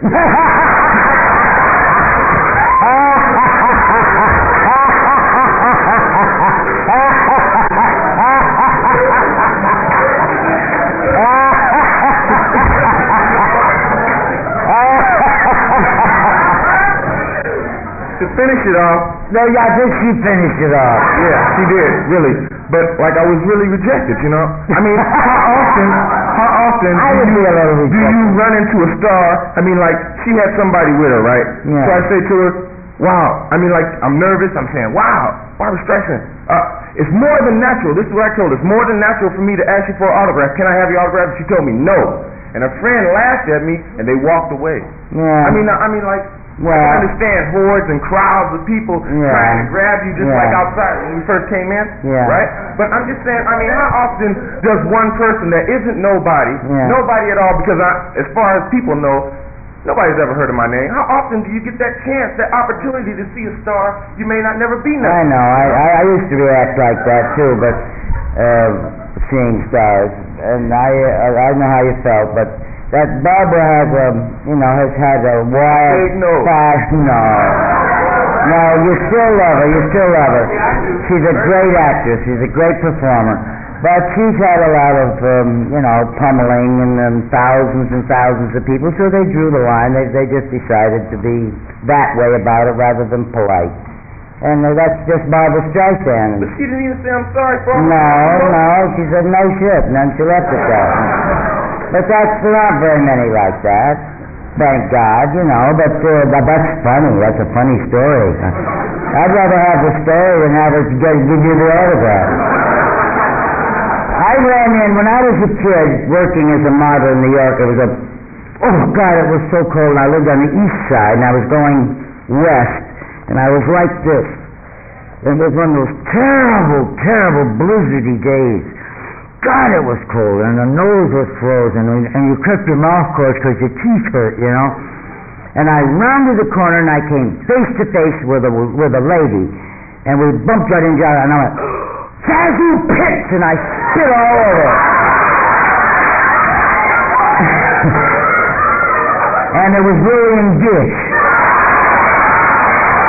And years later, she remembered it, because after I passed her, I said, that wasn't Zazu Pitts. And I realized it was William Gish. I never expected to meet her. Years later, I said, you know, you might not remember this, but about 10 years, and she says, I remember, she spit all over me.